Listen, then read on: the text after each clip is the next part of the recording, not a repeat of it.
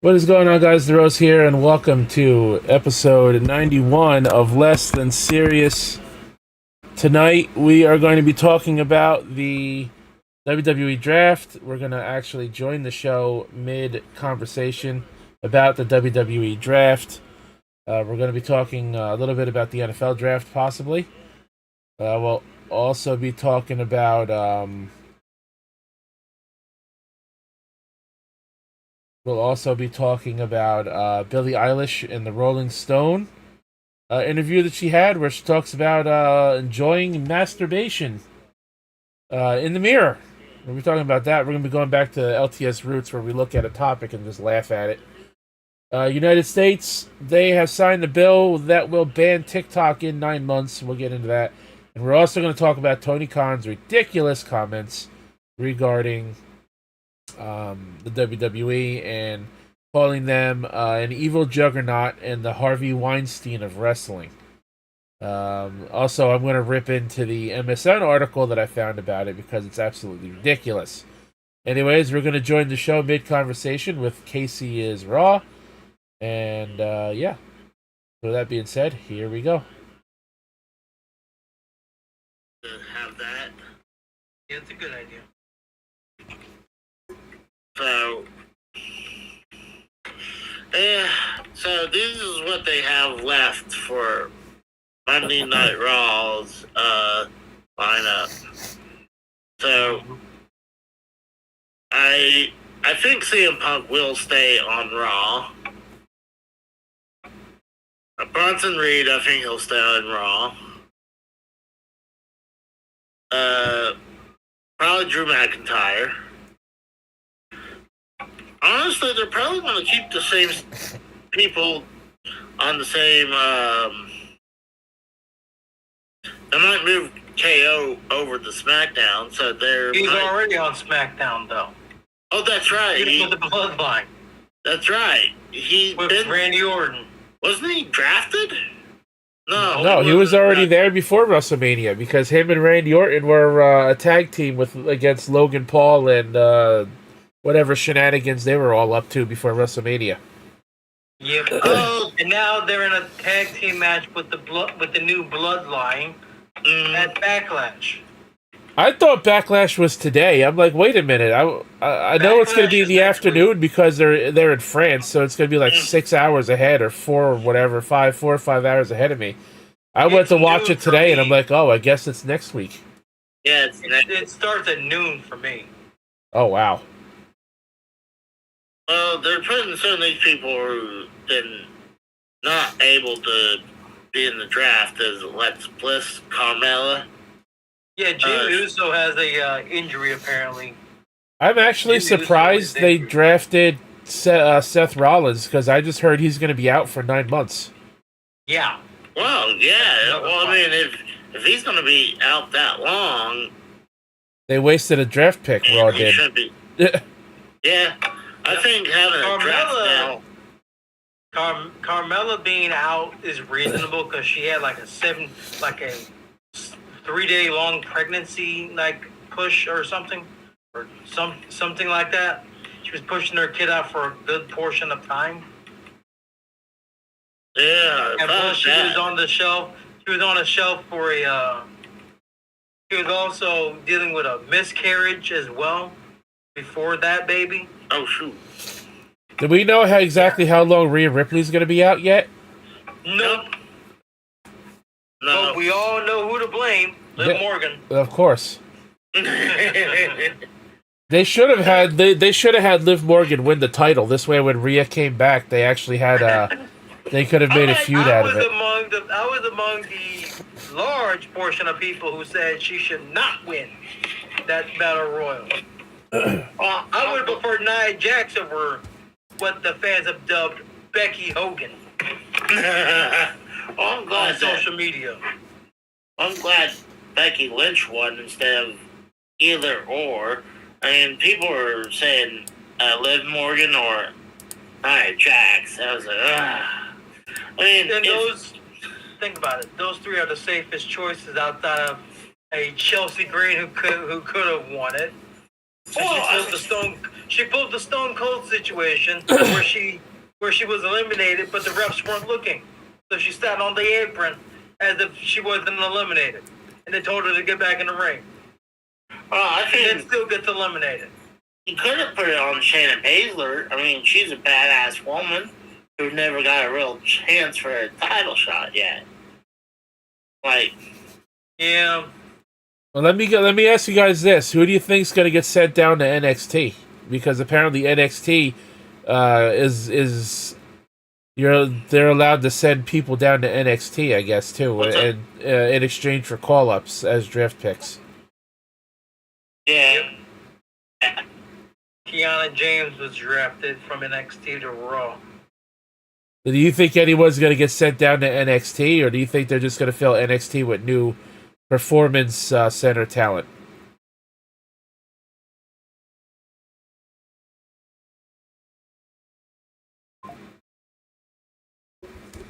Uh-oh, did I lose you guys?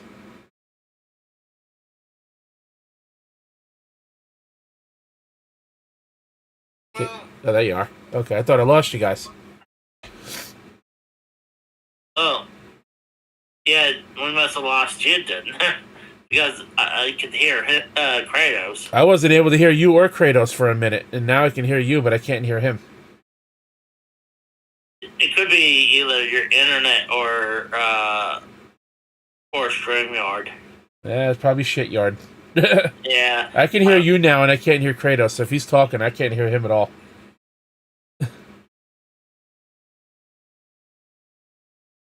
He says he can hear you good. All right, I'm gonna let me refresh. I'll refresh. Yeah, refresh yourself. Fucking StreamYard, god damn it! I fucking hate StreamYard. Continue. Microphone. As much problems as I used to because now I got good internet. Mm-hmm. Okay, now I can hear you both again. Thank God. Fuck StreamYard, man. StreamYard's the fucking drizzling shits of podcasting, I tell you. Well, the thing is it's a dummy way of It's live streaming for dummies. You gotta learn how to set it all up like I do at OBS and use fucking Skype or Discord. That's true because everything is right there for you. I mean, it's a Skype call. It's pretty much YouTube already linked up to it, and you have all your tools in there, so it works. Yeah. It has a good concept. It's just, and I paid for the premium price, so, and I'm actually thinking about dialing back down because I was thinking, hey, maybe if I pay for a premium price, maybe I'll get better quality. So you're paying for StreamYard Premium? Yeah. I thought it was free. It is free, but there's tiers. Oh, okay. So basically, the more money you give them, the better it's supposed to be. Yeah, I'm able to put my own logo instead of their logo up there because if you're running it for free, you have to have StreamYard. Yeah, they're gonna watermark your stream. Yeah, yep. Yeah, so they're like it's powered by robbery. Yeah. So, you guys have any more comments on the draft so far? Who do you think gets drafted on Monday? How do you guys think the draft could impact the pay-per-view at all, if it does? Obviously, when it's going to conclude 5 days before Backlash. Mm-hmm. Well, honestly, I mean, how night one went, where barely anyone actually changed sides, there really was no point to have a draft if this is what they were going to do. That's what I was thinking. It's like, how many people did you say changed brands? 2 so far out of 5? 3 single wrestlers and 1 female tag team. And the 1 call-up, right? The 1 call-up doesn't count. Okay, yeah. Doesn't count as an actual main roster trade. Well, the thing was, Braun Breaker was a call-up, but so was Carmelo Hayes. But Carmelo Hayes already was making a few appearances on SmackDown, so that was almost... Braun Breaker was called up during the SmackDown Oh, that's right. That's right. He was already on SmackDown. He wasn't. His recent match was against Cameron Grimes. Believe it or not. Yeah. Yeah, that's fucked up how WWE lied to him. I called it during the match. Cameron Grimes, if you saw Braun Breaker sell the super kick he did, if you look closely, Cameron Grimes missed that super kick by at least a good 3 to 5 feet. Yeah, Braun Breaker still. If you look at the replay, he's missed the super kick. Oh, but not it didn't even connect to his face. It's just like Christian Miracle says. That's a devastating kick to the air. But I think it's almost pointless if they're not going to if they're barely going to change anything. Like, to me, let's say, you're not actually going to draft your own players. Like, I mean, if you're drafting your own players, I mean, that's stupid. Like, exactly. I'm like, unless you're going to draft someone, you should new. Yeah. Like, I'm going to keep my quarterback, so I'm going to have to redraft from this year. I'm like, what? I mean, I could see using a couple of picks to do that, but not most of them. Yeah. Like, you want to keep some of your brand stars, but you want to try to poach a couple of the other brand stars for your brand. Yeah. Now, think about this. The WWE Speed Championship is being competed. It's being, like, wrestled for on what, Wednesday? The final is on Wednesday? Yeah, it's on X. So, but... Why are there 2 Raw superstars wrestling for this title? That have been featured on TV a lot? Well, here's the thing. They already there's already spoilers of who won it. Yeah, because it's recorded and it's just aired. They probably record because the matches are what, 3 minutes long, 5 minutes. 3 minutes each. 3 minutes each. 3 minutes. That's fucking. Who the fuck wants to watch a 3-minute match? That's fucking stupid. I don't know. Especially in the form of a tournament too. Yeah, and you could record the whole tournament in 20 minutes. No wonder why there's fucking spoilers of it. The people that were there and watched it live are going to spoil it, of course. Yeah, well, not only that, there's pictures of the title too.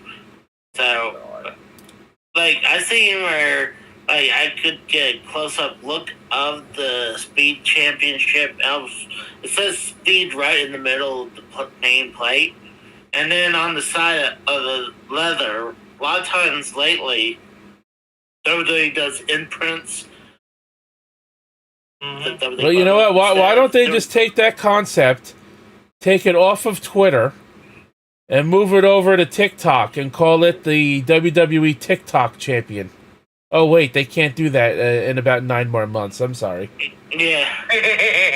Anyways, let me introduce the crowd since we are simulcasting, and it seems like the majority of the crowd is over there on your channel. That's perfectly all right. But you'd want to watch my stream, too, because the articles that I bring to the table, you'll be able to see on my stream when I pull them up. We are going to talk about the United States signing the bill to ban TikTok if they are not sold in 9 months. We're also going to talk about Billie Eilish and her fetish of masturbating in the mirror to herself. Huh? The interview she had with Rolling Stone. Oh, are you talking about Billie Idol or Billie Eilish. I never heard of Billie Eilish. I heard Billie Idol. She went viral over a guy commenting about her tits at 17 a couple years ago. Oh, nice. She went viral over being escorted out by security out of a building, and then someone said she's got like watermelons for tits. Then someone commented saying she's 17, bro. We're also going to talk about Tony Kahn and his recent ridiculous comments about the WWE on the NFL Network ahead of the NFL Draft. Oh yeah, I honestly think like saying AEW with Pepsi but WWE is the Harvey Weinstein of professional wrestling. I'm like, get a fucking grip, you crowd. Yeah, we're gonna get into that in just a little bit. Casey, do you have any other topics aside from the WWE draft so far? I do have one that I'm gonna bring up. Talk about Tony Khan. We need to give him our best wishes. He's been hurt very, very badly from Dynamite. Give me a fucking break. Oh, don't worry. When we talk about the Tony Khan thing and his comments on the WWE, I'm gonna rip MSN for the fucking way they worded their fucking garbage ass article. I mean, look at this. Like, we gotta be, at least he's out and about. He's still active, even though he has a broken neck, wearing a neck brace. He's still doing the NFL draft. He just signed the neck brace and sold it. Well, I mean, he's rich enough. He's rich enough. He could have like 1 million of those and be okay. So, he could sign, wear one and then sign it over to someone. But, I mean, we need to give our well wishes to Tony for a speedy recovery. I mean, we need to give him well wishes to get off the fucking cocaine he was snorting for those comments on the NFL Network. Oh, come on. Now, let me ask you a question, Casey. Did he happen to sign the neck brace with his cock? He probably would have made more money that way. But we had to. I mean, this is serious, though. I mean, when Shad Khan shows up on Dynamite to help out his son, I mean, you gotta that's for sure for real. Come on. What's the thing? What's the problem with Shad Khan's mustache is the most over thing in the segment outside of everything that happened and turned into a meme. I'm worried about when he took that shot from Jack Perry with the microphone to the gut. I mean, he might have some stomach issues too, Well, he's got issues, all right, because he didn't even know how to sell it. He went and fucking flopped around on his back after getting punched in the stomach. Oh, come on. You guys need to take this shit serious. I mean, it's not like he's selling a stunner like Vince in the late 90s when he first took the stunner. He's not doing that type of selling. It was a dead fish type of flop. Come on. Flopping around. Better yet, he was flopping around like Finn Balor during that heartbeat bullshit in the Extreme Rules match with Roman. No, let's see. But, like I said, I think you guys need to take this serious. I mean, we really need to give him our best well wishes and a speedy recovery. I mean, we know AEW can't run without Tony Khan being there, so he better not overdo himself with this NFL draft. He needs to take time and rest and recuperate so he can still run AEW and Ring of Honor. So, I mean, this guy just needs to make sure his neck heals up. I'll gladly give him well wishes. I'll gladly give him some well wishes when it comes to the brain surgery he needs to have after the comments he made about WWE recently. Brain surgery? Yeah. Bro. I'll tell you what though, I got my own topic as well. Did y'all hear about the WWE 2K content creator that was banned, then unbanned this morning? No. What's the status? Was actually banned for, quote, inappropriate content in the WWE 2K24 game. Really? Yeah, he was banned, then recently unbanned this morning. Interesting. You know what? Tex does bring up a good point. We could have named this Less Than Raw.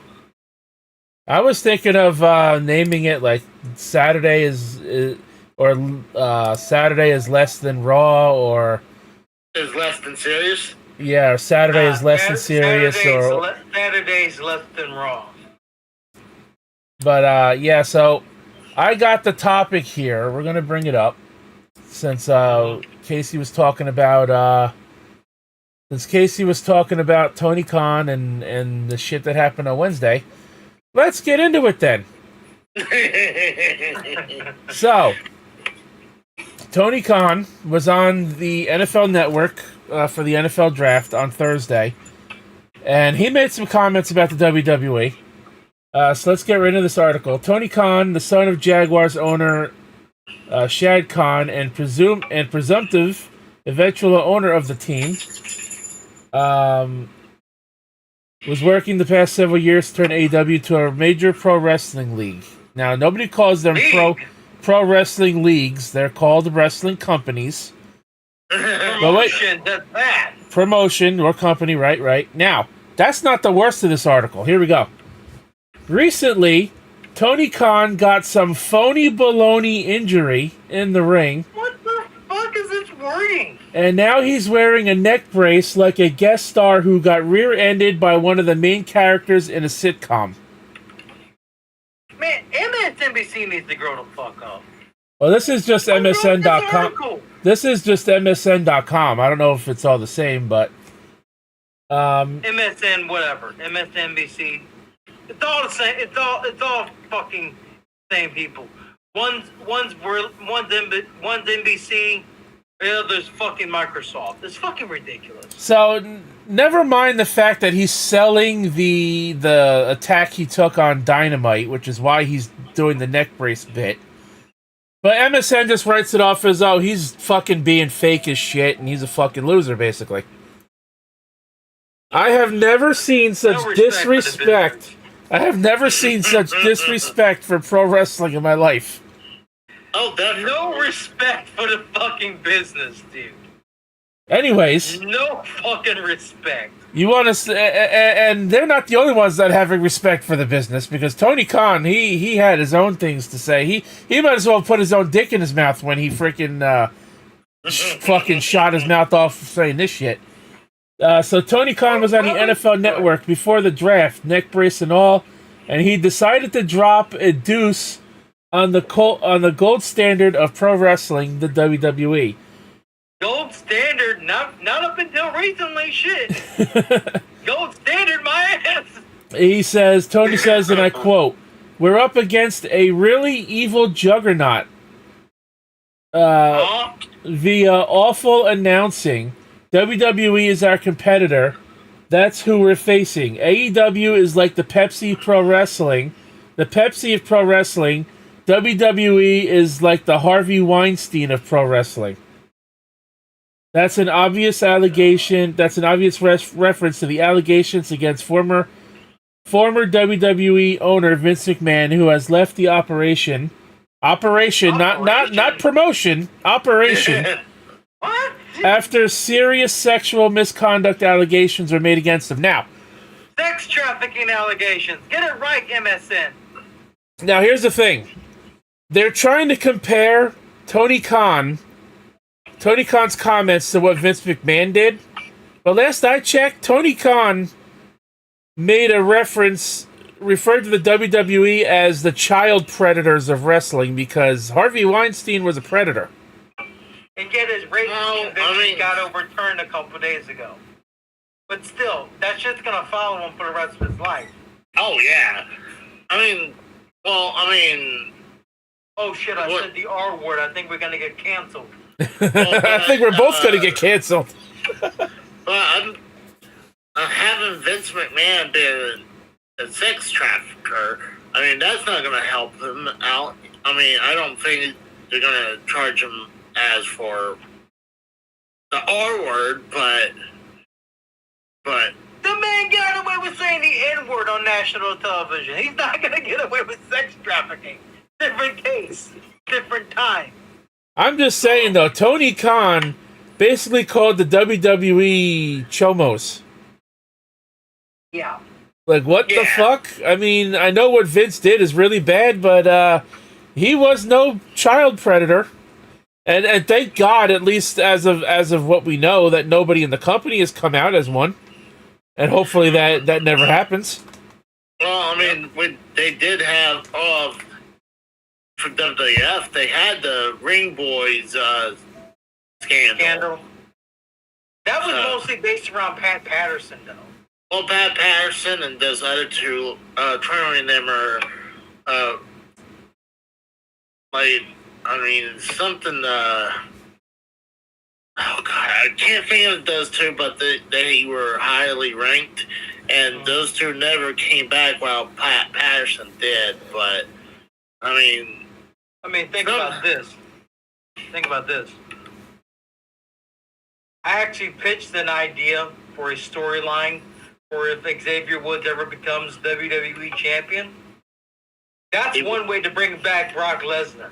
So he can try to complete the trifecta of being black people, aka black people being the New Day for world titles.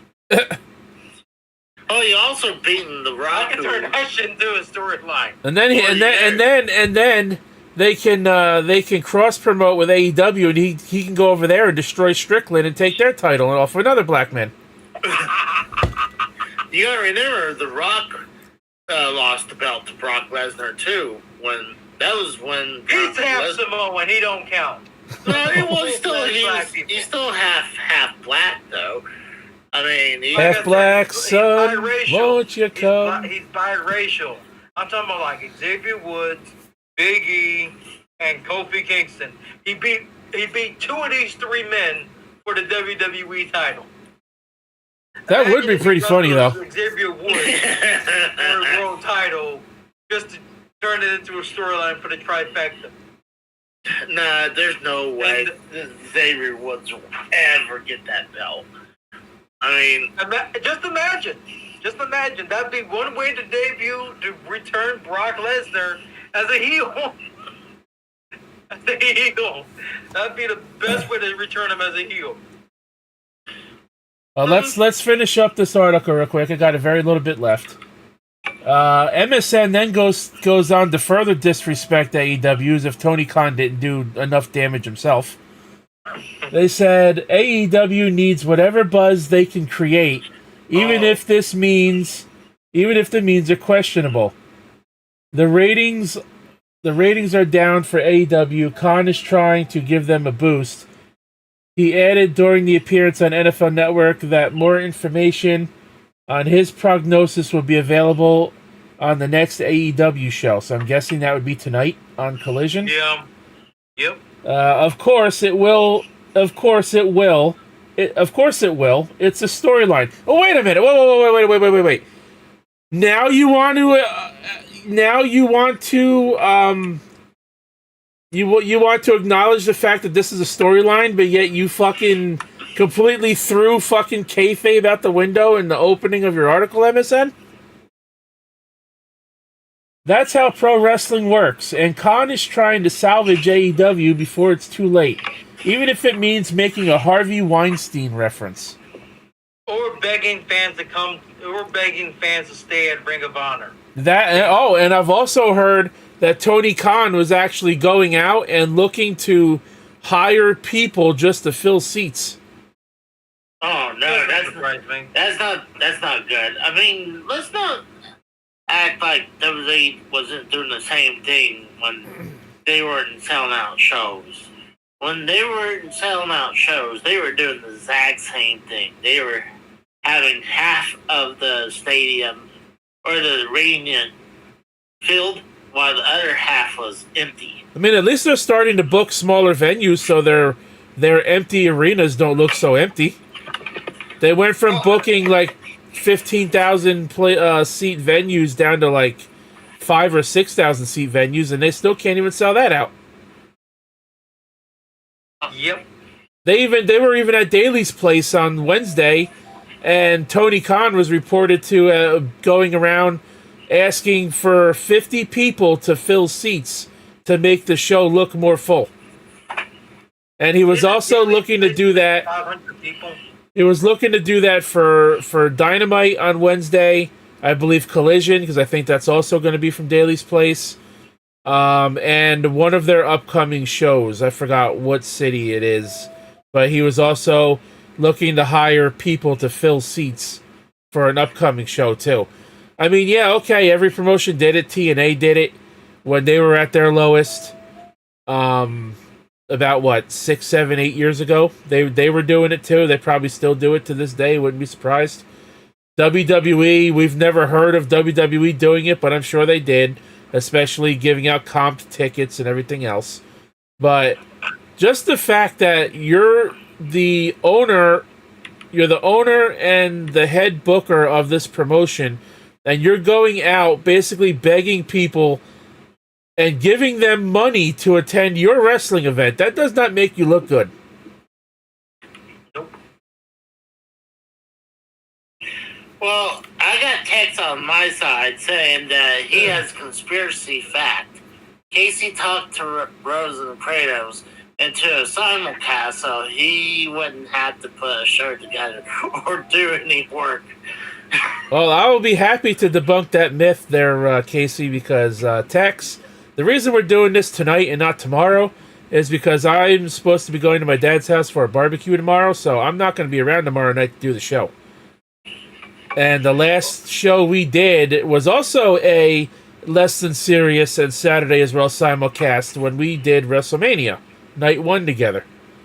Because I wasn't able to do Night 2 on the scheduled night for LTS. So I mean, he's not fully wrong because there wasn't really anything out there to talk about. I mean, there's nothing really video game related. There's nothing really wrestling related, minus the draft.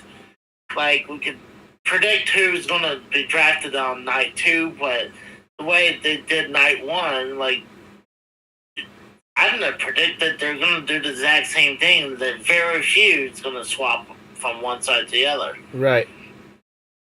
Yeah, MSN, I want to say this. Tony Khan, like I said, might as well have just put his fucking dick in his mouth with those comments he made because they were immature. They were immature and childish comments. If he wants to act like a competitor to WWE, he needs to get more asses in seats and more ratings on the TV. Before he wants to compare the WWE to a fucking child molester. Number 2... Oh yeah, we're definitely getting canceled tonight. Number two, Tony Khan went there with the neck brace to sell the effects of the Tony Khan driver, which used to be called the Meltzer driver, which used to be called the Indie Taker. Regardless of what that move is called, it's fucking ridiculous and it looks stupid. I love how on the draft, one of the news reporter, they're saying, about him taking the Meltzer driver, and then he's like, no, they changed it a couple months ago to the Tony Khan driver. So it was like, and he was proud to tell them that. So it was like, I'm like, shouldn't he be like, recently they changed it to Tony Khan driver? Right? It's like, oh, they named their finishing move after me, and I'm the one who took it. Yeah, exactly. Oh my god, Tony Khan, man, he's such a mark for what he does, and he puts on great matches, but he's not a good storyteller. Yeah, but by the way, Danielson and Ospreay, great scene in live. Oh, that match was fantastic. That was easily match of the night last week. Absolutely. They literally told the Young Bucks and the FTR boys, "Up that, bitches!" But I think Tony Khan gets a little too much heat. You can tell the guy actually cares about his product. He does, but he like every time he goes out in public, as you know, and he speaks on behalf of the company because he's supposed to, he either says the wrong thing or he just embarrasses himself by talking too much. Well, he probably really needs to have. Is this? Go ahead. He puts too much in his mouth. For one. The other problem. Didn't he also say when he started this company he was not going to be an on-screen character? Well, hopefully that does it. Hopefully that's not a ongoing trend, because after Wednesday, he's a terrible actor. Just saying. I actually kind of liked it because I didn't expect them actually doing that. I mean, I seen when Jack Perry was like went in for a hug and then they did that smile. Like I figured he might have attacked Tony, but then the Young Bucks teased the was it EVP trigger? And then they didn't do it, so I was like, oh, maybe they're not going to attack him, and eventually did the Tony Khan driver on him. And it took them forever to do it, too. Like he was holding him up forever. Well, yeah, because the other one had to get out of the ring, climb the turnbuckle, and do his little flippy dip shit fucking through the air because he thinks he's a fucking circus performer. I fucking can't stand the Bucks. I didn't like them before. And they wonder why Vader shot all over them and Will Ospreay. I don't like the Bucks. I didn't like them before when they were baby faces, and I do not like this whole Matthew and Nicholas fucking heel persona shit they got going on. I hate them more than I already did. I actually enjoying that gimmick. Like when they was here doing Dynamite, and when they're like saying when they brought in Tony Schiavone in the ring and they apologized, there's like that like one of them happened to trip into Tony, and he pushes Tony the previous week, and then he offered Tony Schiavone a $25 gift card to Amazon, but the fine, that it was like $1,000 fine to Tony Schiavone, was not lifted because that was out of their jurisdiction. Yeah, I just think the whole fucking bad boy, fucking tough guy, fucking Bucks is ridiculous, and I hate it. I kind of like it though. On top of your comment earlier, Tex, the Jacksonville Jackoffs may be out of Jacksonville soon if they don't get close to $1 billion in taxpayer money for a new stadium. As if they need a fucking new stadium. Tour Capture brought up a good point. They really don't have any heel commentary. I mean, other than what's that one guy? Nigel McGuinness. Yeah, That's it.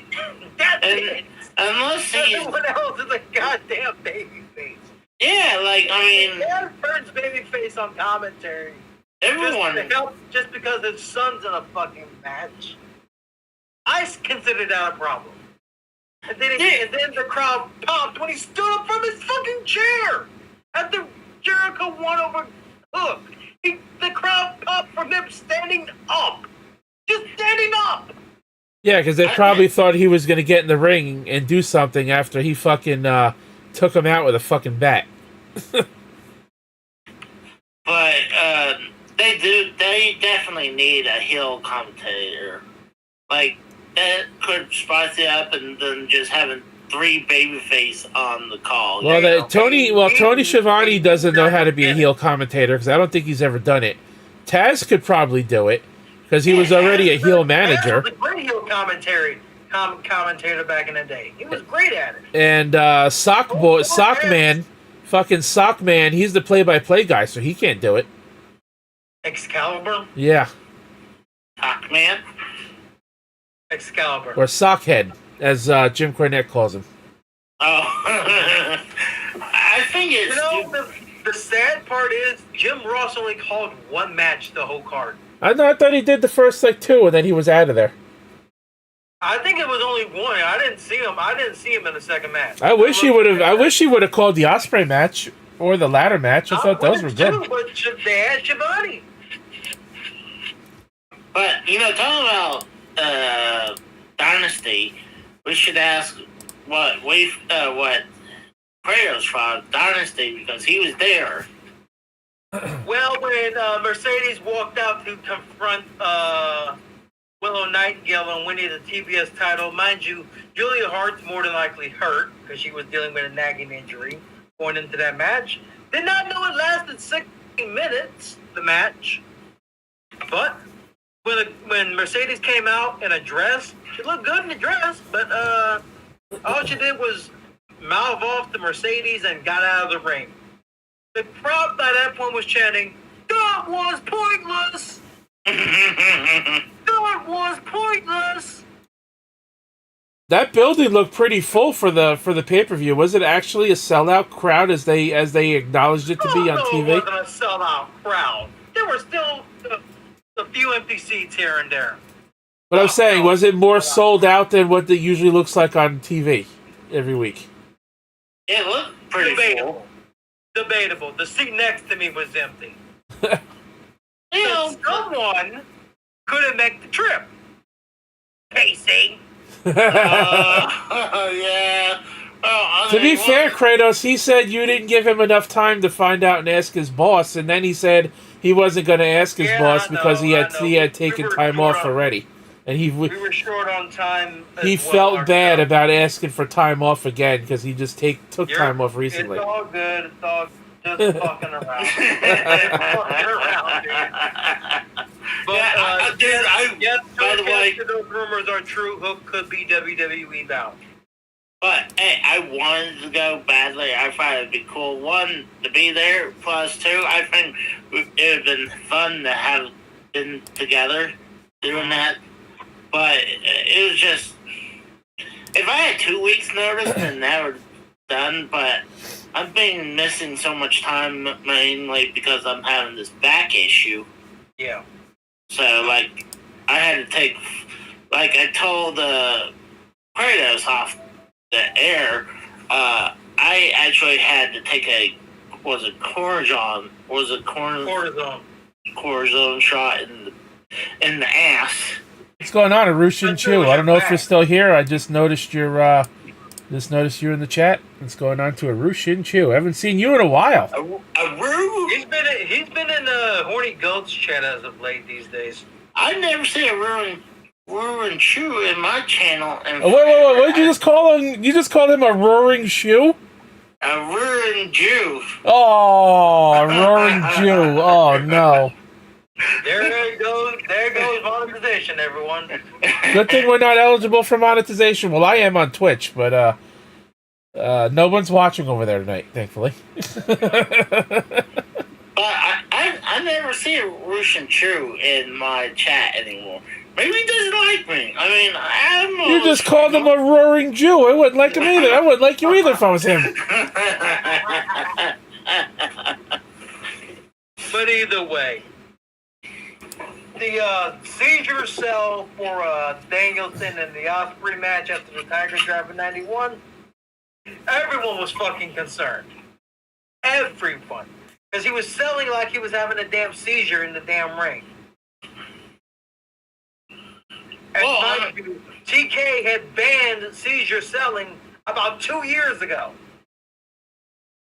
Well, Tony Khan supposedly, AEW says everything has to be approved by them before they go out in the ring and do it. So that had to have gotten approved.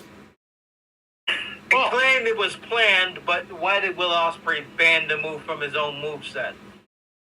Well, I think that's a work. Because he teased it. He legit banned it in the Scrum and Dynasty.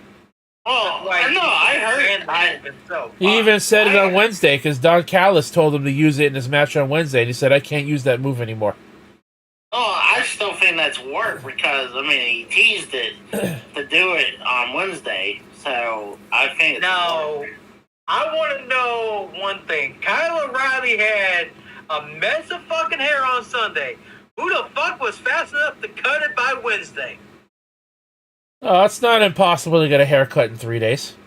Yeah. You know what I mean? As messy as that mop on his head was? Yeah. You got a barber in enough time schedule. Well, I mean, you can go into, like, a cheap barbershop and be in there and gone in less than 30 minutes. I haircut and a straight razor shave and still spent $45. Oh, hell no. Like, I had a buddy of mine, or more acquaintance. For the brother's wedding. I had an acquaintance told me one time that he gets a $50 haircut. Like, fuck you, you're stupid as fuck to do that. Get a $50 haircut. I usually don't spend no more than 20 on a haircut. I don't spend any money on haircuts anymore. I just have my brother buzz my head. There you go. Well, Take the buzzer to it. It's fucking free, and my hair is short, and I like it. Exactly. But other than that, it's been... Dynasty was a good show in the right context. Swerve winning was great. Osprey winning, the right call. I thought they would have Jericho saved, to be winning. honest with you. I thought they would have somehow extended the Swerve and Joe feud into Double or Nothing, which is like one of their bigger shows. I thought that would have happened at Double or Nothing, to be honest with you. I doubt it would ever. I doubt it would have happened at Double or Nothing because they really had to strike while the iron was hot because that crowd was hot for a title change. I thought maybe that Samoa Joe might have had a little bit more of a run, but this might be his last title run now. I mean, Yeah, he's 45 years old. I doubt he's getting another title run in his career. if anything, 45 years old. it'll be one left. But I think this is his last run. I mean, at least he got that last run. I mean, he should have got it in the WWE, but yeah, I love that he was injury prone in the WWE. But You know, also, exactly. Big up Samoa Joe. Sorry to cut you off, Casey. 4 days after he lost the title, WWE uploaded onto YouTube as a premiere Roman Reigns versus Samoa Joe from Backlash 2018. I'm like, y'all some petty motherfuckers, man. Push up one of the worst type of match where the crowd chanted, "Bring down traffic! Bring down traffic!" well, I was kind of hoping, like, Samoa Joe becoming world champion in the WWE, but I mean, I was shocked for him to re-sign in NXT after getting released earlier in the day. And I was like, and then, would he ever want to go back to WWE for? I don't think he'll ever go back as a competitor. He's not going back. If anything, he'll be a coach or a producer or an agent. Yeah. I mean, Mercedes apparently still isn't cleared, so why is she wrestling Willow at Double or Nothing? Because she might be cleared in a month from now. He literally announced at the scrum that when they signed her, she wasn't cleared to wrestle. That's ridiculous. Why would you sign someone knowing she's still injured? Oh. Now, what's going to happen if she's still not cleared by Double or Nothing and they got to call off the match that they're pushing for to happen? That's if she doesn't quit the company before then. Like, Oh, she signed to at least 3 years. yeah, but she was 3 years, signed. maybe back in WWE. Well, I mean, she was signed for a contract with WWE and she quit. I just So, wonder. like, I just That's wonder because what she was coming up on a Mercedes. contract year anyway. I just wonder what Mercedes Moné and frickin' and Adam Copeland think of all the frickin' Tony Khan fucking drama and controversy that's been going on lately and all the bad decisions he's been making on TV. I think Adam Copeland should worry about potentially turning heel because of that poison mist spat by Malachi. Remember the last person who got spat in the face by the poison mist and turned heel mysteriously? Julia Hart. Well, he said he's never gonna do a heel run ever again. He says he likes what he's doing now. So. Pussy. Well, you know who else is a pussy because she has one. Oh, Billie Eilish is a pussy because she has one. Oh my god. That's a great segue. Billie Eilish says self-pleasure helps her feel empowered and comfortable in her body. This picture of her hair is messy as shit, and it looks like she was fucking drunk and hung over and had just rolled out of bed in this picture of her. I'm Okay. just wait. What the fuck? I'm looking at the picture now as you're scrolling down on the stream. I'm like, what the fuck? Let's see. All right. I have remember to. when people went gaga over her stripping off clothes at a concert on a pre-recorded tape. So I actually Showing have to. her- I actually can't take this from Rolling Stone. I'd literally have to sign up to Rolling Stone to read this. So I have to Get a find. VPN. I have to find it somewhere else. Well, I got some breaking news I just found out. What? Apparently, Drew McIntyre has been re-signed to the WWE. It's been announced by The Rock, and it looks like it's been announced on X. So, Not surprised. They wouldn't have done the Clash at the Castle. They wouldn't have brought back Clash at the Castle if he wasn't already. Alrighty, I got the article. This one's from the New York Post. Oh, Jesus, that's even worse. The title of this one, Billie Eilish on the joys of self-pleasure. Quote, I should have a PhD in masturbation. Huh? Does that mean like she masturbate like 10 times a day, or she knows like Now the wording now the wording for this article is very bizarre because if she can jerk it, that's a problem. The article literally opens by saying, "What was she made for?" Question mark. Well, jerking it apparently. She can't jerk it. She ain't got anything to jerk. At least I hope not. she could flick her bean. Dude! What? Dude! What? You never heard? You said it, not me. You said it, not me. You said it, not me. In a new cover story interview with the Rolling Stone, Eilish reveals that masturbation is one of her secret obsessions. Obsessions?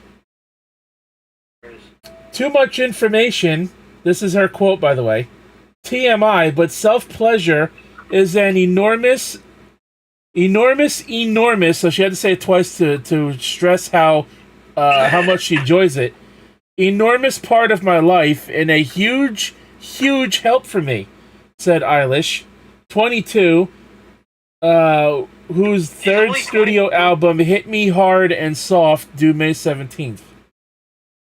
People should be jerking it, man. I can't stress it enough. As somebody with extreme body issues and dysmorphia that I've had my entire life, overcoming those body issues, Eilish has learned to love herself as natural by masturbating in front of a mirror.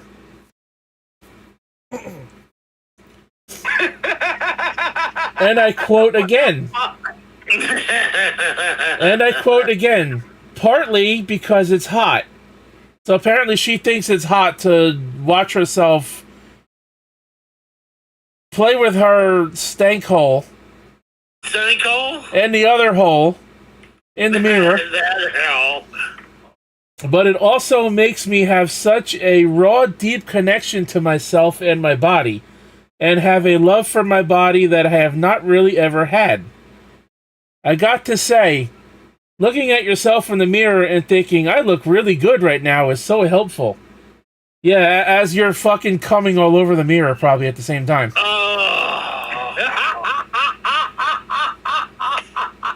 You can manufacture the situation you're in to make sure you look good, she continued. You can make the lights super dim. You can be in a specific outfit or in a specific position. That's more flattering. I have learned that looking at myself and watching myself feel pleasure has been an extreme help in loving myself and accepting myself and feeling empowered and comfortable. Then, for the mic drop, Eilish quipped, I should have a PhD in masturbation. Of course, Eilish, who just won both the Song of the Year Grammy and Best Original Song Oscar for her Barbie ballad, which titled What Was I Made For, made headlines last year when she revealed that sexuality included being attracted to women. Clearly, she's attracted to herself. I'm attracted to them.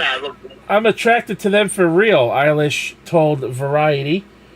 Then at the Variety Hitmakers event in Los Angeles last December, Eilish was asked if she meant to come out with that statement. No, I didn't, she said on the red carpet, but I kind of thought, wasn't it obvious? So she's over here thinking that it's obvious that she's a lesbian. I don't know.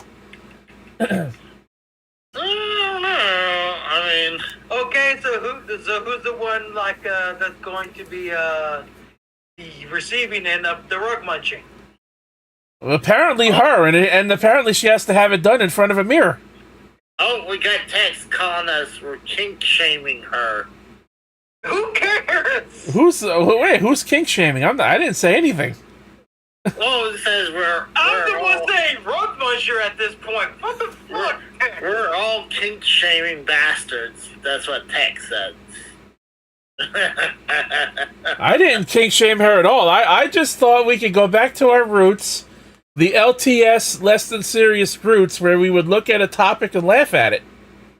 Because that's what this show was built off of by Drew. Just like Amaranth. Yeah. She's not a bad looking woman. I mean, I like her lips. I'm more into These pictures of her on this website, the pictures of her on this website are a lot more flattering than the one on Rolling Stone used. God damn, that was nightmare fuel. Well, this one I'm looking at that's not on. They want to go to. This is the Huffington Post. Yeah. But they only have one picture of her. But I mean, I like her lips, and she has. I like dark hair women more. So, and she's not a bad looking woman. I mean, I give her She's about 22 with watermelons for tits. What do you think is gonna be? What do you think was gonna be? I give her an 8, maybe 7.5. 7.5 with her fucking chest? I hadn't Why seen does her she chest. wears baggy clothing? Why do you think she always wore baggy clothing? She's got Nikki Cross-sized tits. I have to go back and look at more about her than. You So would then- think she had a fucking kid with the size her tits are. So then she told Rolling Stone, we have a little bit more here. I skipped a little bit of this article because who cares? Fuck Rolling Stone. She told Rolling Stone, if she had to do it all over again now, Eilish told Rolling Stone she wouldn't have responded to the coming out question at all, and that she overreacted with her Insta response. Instagram, of course. Who fucking cares, she said. The whole world suddenly decided who I was, and I don't get to say anything or control any of it. Nobody should be pressured into being one thing or the other, and I think that there's a lot of wanting labels all over the place. Dude, I've known people that don't know their sexuality or feel comfortable with it until they're in their 40s, 50s, 60s, she continued. It takes a while to find yourself, and I think it's really unfair the way that the internet bullies you into talking about who you are and what you are. Still on Hit Me Hard and Soft, Eilish makes it clear that she's lusted for ladies on the secret track Lunch. She named the song Lunch. Hey, she gotta eat that booty like groceries, I guess. She must have been having lunch while she was writing that song, I guess. Yeah, lunch being another rug. Now, I like how she says it takes people a long time to find themselves. Apparently, it don't take her very long, because all she has to do is look in the mirror while she's naked and playing with it. Jesus Christ. Is she playing with what this word is right here is called? Clitoris? Yes. Clitoris? Yes, Casey, that's the bean that you claim she likes to flick. Oh, Jesus. Yep, we're all Panther. Good night, everyone.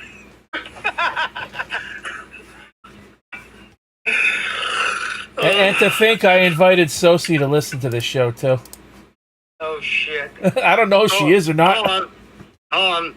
This is what Nitz added. Said that gives them the most pleasure instead of calling women's genitalia by the part most used to men than to women themselves. They'll call it clitoris.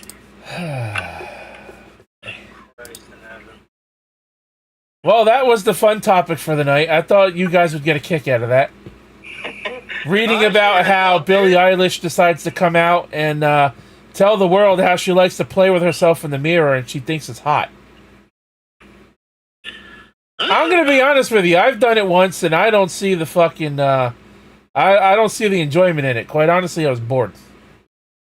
I mean, personally, look at Marilyn Manson. He had one of his ribs removed so he could try to suck his own dick. Yeah, that's something mentally wrong with that guy. That report. Hold on, is that what I need to do? Is to take a couple of my ribs away so I can suck my own cock? Casey, you need to have your ribs removed and lose about 110 pounds to be able to do that.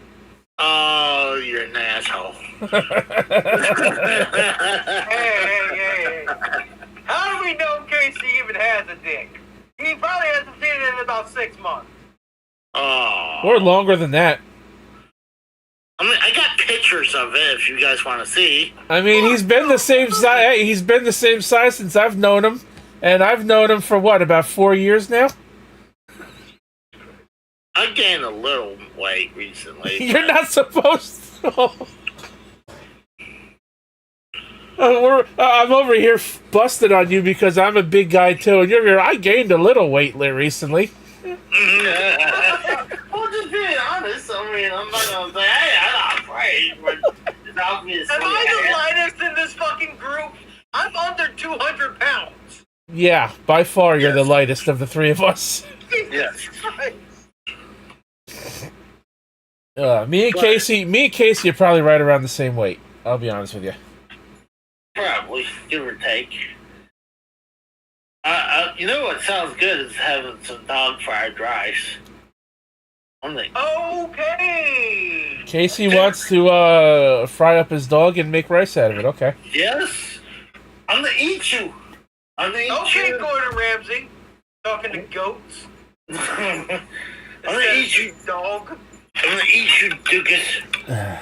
Who remembers that cancel culture attempt on Gordon Ramsay, where he made a I think we talked about it. I think we talked about it on LTS. I'm pretty sure we talked about it last year at LTS. I think we did. Yeah. Oh, he's really getting heavy enough that I could eat him pretty good. I mean, oh Christ. Dog fried rice. I mean, he has enough meat on the bone that I could get a couple meals out of him. I'm definitely not recommending this to my fiance when they wake up. Oh, come on. You think I would hurt I mean, my fiance will flip out on me over my comments about Billie Eilish. I would never hurt my weasel. He's too cute. I'm talking about me. What the hell are you talking about? I'm talking about my own ass on the line. Well, I mean, that's your fault. You're the one who's saying all that stuff. Like, why? I'm talking about. Point. Well, I'm talking about. Point. I know it's on me. That's why I'm not gonna send the link to my fiance. I mean, that's why. I hadn't said anything really that bad. I mean, I'm just talking about flicking beans and eating my own dog. I mean, you make it sound like the second part's not as worse as it sounds. Well, at least now we know how she likes to spend her lunch break. Eating dog? No, eating the booty like groceries. Oh, No. No. And apparently she, like I said, apparently she enjoys it more if there's a mirror in the vicinity. I mean, I had sex in front of a mirror before, but I'm not gonna like, oh, yeah. But I'm not gonna jerk it to in front of the mirror because I'm like, okay. Right? That's what I said. Like, what's the point? I didn't find my fiance, I fucked the girl in front of her bathroom mirror with her child in the next room. Oh my god. Yeah, like I said, I don't see the enjoyment in it. I did it once, and I'm like, yeah, I didn't feel anything different. I think she wanted to call herself a little close to Billie Eilish. I mean, I don't think there's a coincidence. Billie Eilish, and then you got Billie Idol. I mean, come on. Marilyn Monroe, Marilyn Manson. It's just a name. Who gives a shit? Any more comments on Billie Eilish and liking to pleasure herself and wanting a PhD in masturbation with a mirror? Go get your PhD, honey. Go get your PhD. I want to know how she flicks her beam. Does she, like, hits it like boxing, like a fast bag? Like a fast bag, kind of? Or does she just... Personally, she can get her PhD in masturbation in the porn industry. Because that's where she'll probably excel at after her music career is over. I guarantee you, if she does not have an OnlyFans after this report came out, she definitely will now. At this point. We need to know about what other toys that she uses too. I mean, I'm gonna assume that she doesn't just flick the bean. I'm sure she uses other toys. Like nowadays, women has all types of like octopus tentacles and like. Those are just called dragon dildos. Get it over with. Oh no! I wasn't gonna say it, so I'm glad you did. What? Those are just dragon dildos. Move on. Well, I've seen where they look like suction cups, kind of. And where those are dildos. Move on. Yeah, but the dildos, but they're like they can stick to a surface. That's my point. They're dildos that stick to a surface. Yeah, that's so they don't have to use their hands. She could have one stuck to her fucking ear at this point. Now that's just laziness right there. Like if you're not gonna use your hands and you have to jerk it off. She probably goes doggy style with her own fucking mirror at this fucking point. Probably does. Yeah, probably. Well, technically, no. She'd have to go doggy style with the wall so she can see the mirror. Oh, great point. That is a great point. There's another way to do that too. It's called cowgirl. Put the mirror on the floor, put the suction cup dildo on the mirror, and just ride it to Kingdom Come. Oh my god. You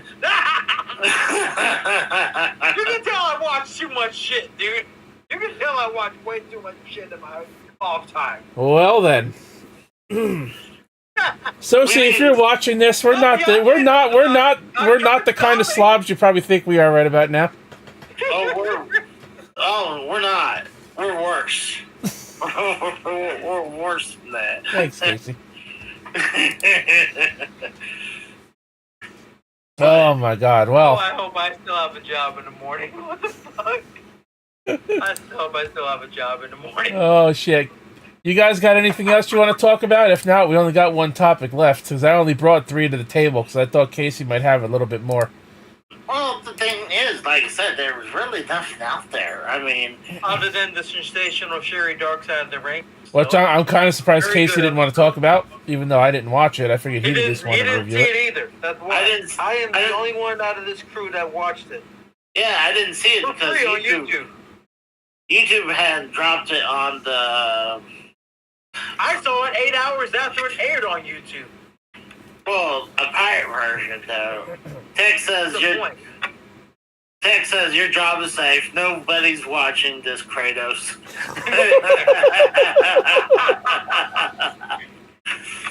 Oh, shit. He's not too far. But anyways, sensational Sherry episode. Very good episode. Never knew she had a son. Yeah, I mean, I didn't know that either, but it wouldn't shock me. I mean, The son was on the show. so, I mean, you He can was go in the ahead and episode being interviewed. you want to give us any things that he's said? I mean, I don't care. I mean, It sounded like I was listening to fucking Michael. What do you think? Except the man may have cancer. It sounded like I was listening to Michael talk. oh no, that's not good. Just with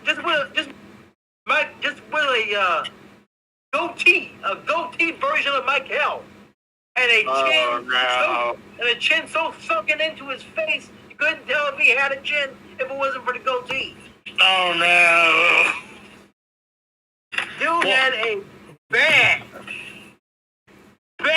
problem speaking. They had to put subtitles on the screen so you knew what the fuck he was saying. No, I mean, Now they need subtitles for Michael whenever he speaks anyway. Well, wait a minute. Who is more understandable though, Michael or what you were watching though, Kratos? Sherry Martell's son was more understandable. Just because he had subtitles. hey, I'll be right back. Dukas wants me to walk him, so I'll be right back. Casey, you should do what I do and let your dog out before you start a show. Well, I did. Yeah, we only went for an hour and 20 minutes, but, I mean, I'm not going to say, no, you can't go out until I'm done. I'm like, yeah, do I want to deal piss puddle or a shit pile? If your dog has to go to the bathroom every hour and a half, that's a problem. Sprays are for. No, well, I'm sure he just wants to go out, pee real quick, and come back in. I know. Like I said, Clorox wipes, paper towels, and Febreze. That's all you need to clean that shit up. Go let your dog out, Casey, so you can. I know you need to get your fix of dog. That's why. That's the real reason you're bringing him outside right now. Oh, come on, you sick fuck. Don't forget the peanut butter. You're really fucked up. Oh, I got something for Casey when he gets back. That's for damn sure. Oh, Him Jesus. and Dukas are gonna be like, what the fuck did he just say about us? Oh boy.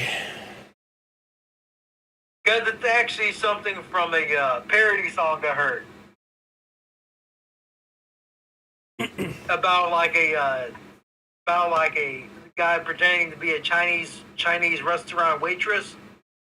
Then he asks, and then the waitress takes the dog from a. They said, we'll keep an eye on him. You sit down, relax.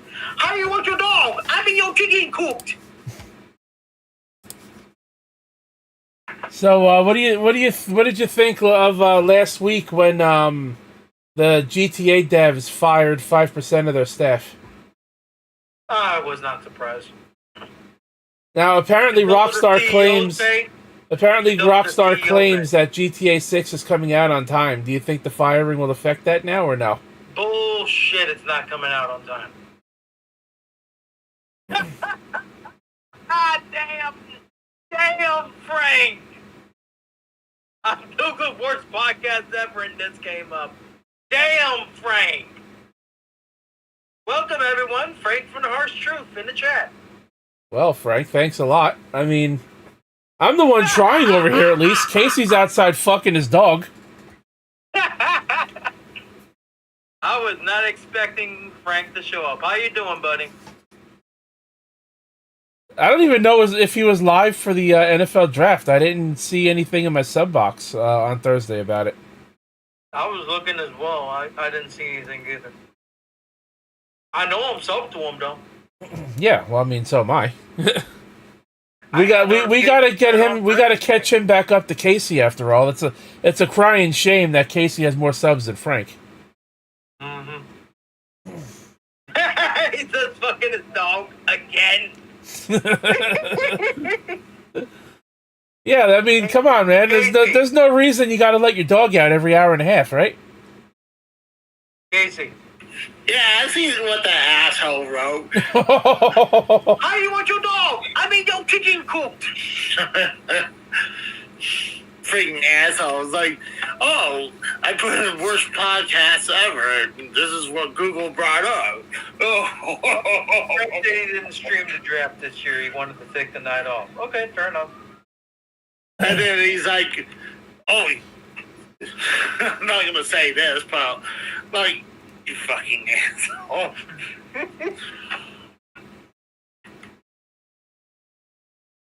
You don't have to say. Kratos already did. Oh. But, welcome, Frank, you dick. Hey, by the way, Frank, you want to come on? You're welcome. You're welcome to come on if you do. You just called him an asshole and a fucking dick, and then you asked him to come on your show. Dick and an asshole, dude. Yeah. And then you wonder why you're not invited to his channel. Fuck his channel. My God. By the way, Frank, I'm totally available for the Deadpool review you might do next week or after next week.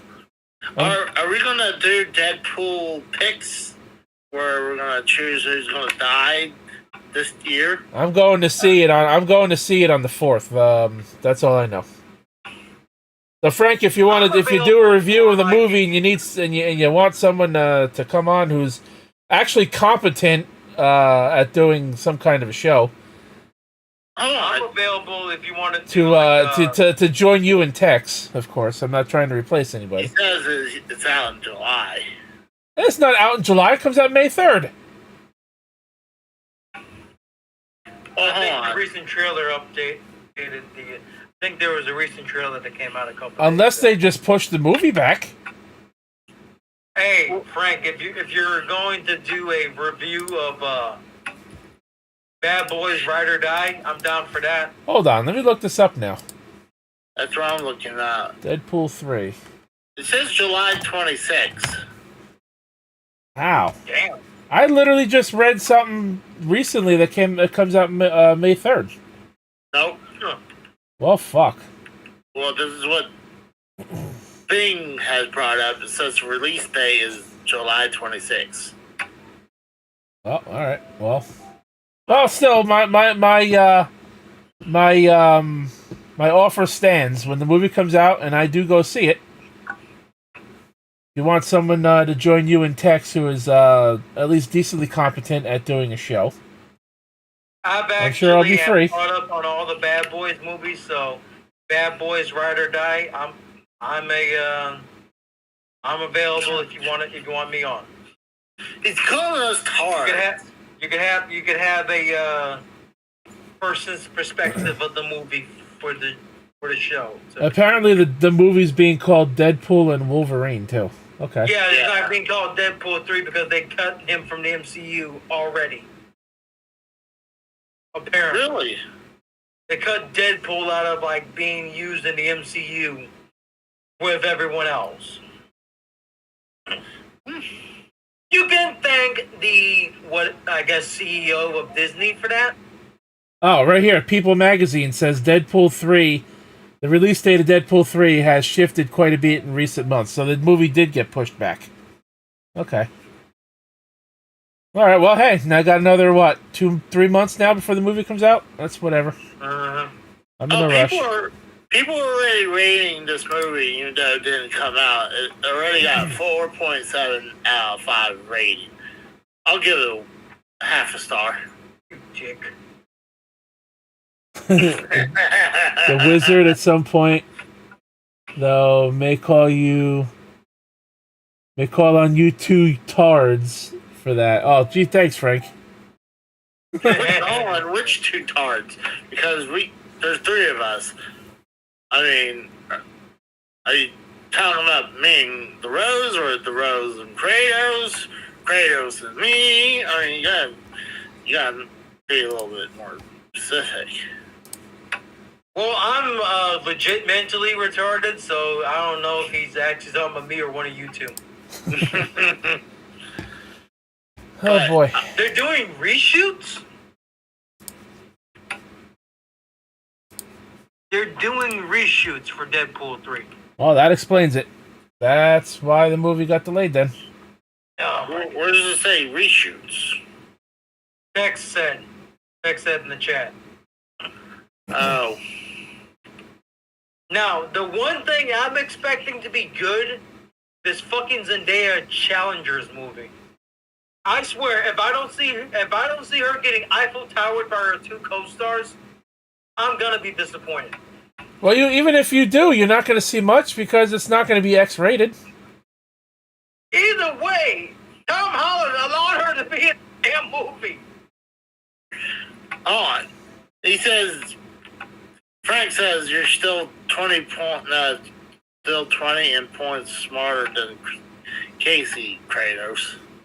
20 IQ points smarter. You can't even read it right. It says still. You're still 20 in points smarter than Casey Kratos. Well, he probably meant IQ, and if he's using, and it probably autocorrect might have kicked in. Dex, you ain't wrong. Yeah, he knew. We know, Frank. We knew you meant IQ. Yeah, see, I was right. I knew it. Nope. I don't. No, that is bullshit. I call bullshit on it. I mean, IQ can be spell checked into N sometimes. Nope. I believe Frank can't spell correctly. Oh boy. Oh Jesus. Better watch your back. Maybe Frank will show up at your new apartment and not J-Man. Oh, hold on. Here's another thing. He didn't put a comma between Casey and Kratos, so he merges our names together. So he so are you saying that was an error from spell? Casey, you need to be careful with this man. He might stop off in Oklahoma one of these days and hide a fucking block of something you ain't want in the back of your car, under the seat. He may have at least 20 pounds of Colombian Bam Bam in your trunk. Frank's too lazy. He ain't coming this direction. Oh shit! There he goes. There's the comment that's gonna get you shot. Oh boy. He might come by. Frank doesn't watch our shows all that often, Casey, and you're over here insulting him left and right. Yeah, fuck him. Frank just said I'm gonna show up with a boomstick. Like the boomstick, like with the mic boomstick? That's what he's talking about? I think he's talking about a shotgun, dude. I think he's talking about a shotgun. Oh, see, here's the thing. He's too much of a pussy to show up, not to show up with just his fist. He's got to come over with a weapon. I mean, come on. Point being? You know what? I'm just going to let you go. All right, just continue to bury yourself, Casey. Go for it. Hey, Tex, how you been? Yeah, we got Tex in the call. Or Casey. No, that's not my name. Read my proper name, sir. Casey failed sex ed. Yep, sounds about right. There you go. Thank you. Now that I've been properly notified, or not notified, but acknowledged properly by my name of the evening. So, either way, Casey, I have to know: is that the first time you saw the word clitoris in your life? Because you looked at it like a cow looking at a new gate. Like, what is it? Well, I never heard. Well, he certainly couldn't pronounce the word. That's for sure. I had to. The way that you looked at that like you were an alien. You just got turned like, what? Whoa, what is that? Like you were enamored by it or something. I had to know. Well, I mean, I always grass for him. Shit. Well, I mean, I've never seen one up in personal before, so I'd never heard the word clitoris. I heard the word. Well, that's what I was gonna say. I mean, the last time you saw a vagina, you were coming out of one with your old mama, but I mean, that's the point. But, it is what it is, so. I heard women call it the box. And I heard women call it... No, women don't call it the box. We call it the box, but, Casey, I know the American public school system says no child left behind, but I think you got kids left behind, so... Just saying, I think you may have been the one that we threw off the turnip truck, you know what I mean? So. Let's get it straight, Casey failed sex ed. Forrest Gump has more IQ points than Casey at this point. I still got my high school diploma on hand, so I can show proof. Did you draw it? Was it drawn in crayon? No, but I had. It was drawn in crayon with all of the S's written backwards. So it doesn't come out well. But I got my trophy from like state contests for Future Business Leaders of America back when I was in high school. There you go. Yeah, Casey was, I would have liked to have seen Casey in high school. That would have been, he would not have been in my friend circle. I could say that. Like, if we go back, 20 years, whatever, to high school, like, I definitely would have been putting Casey in a locker. Like, that is what I would have been doing with Casey as well. But now he's one of my best friends, so, life has changed drastically, you know what I mean? So, it's all good. I do have my best friend on Messenger that could see if he wants to come in and describe what I was like in school with him. Because no, see, I don't want to know because the image in my head is so much funnier than whatever the real thing was. That's the story I'm going to go with. You know what I mean? But it's one of those things. So either way, I never got picked on like that.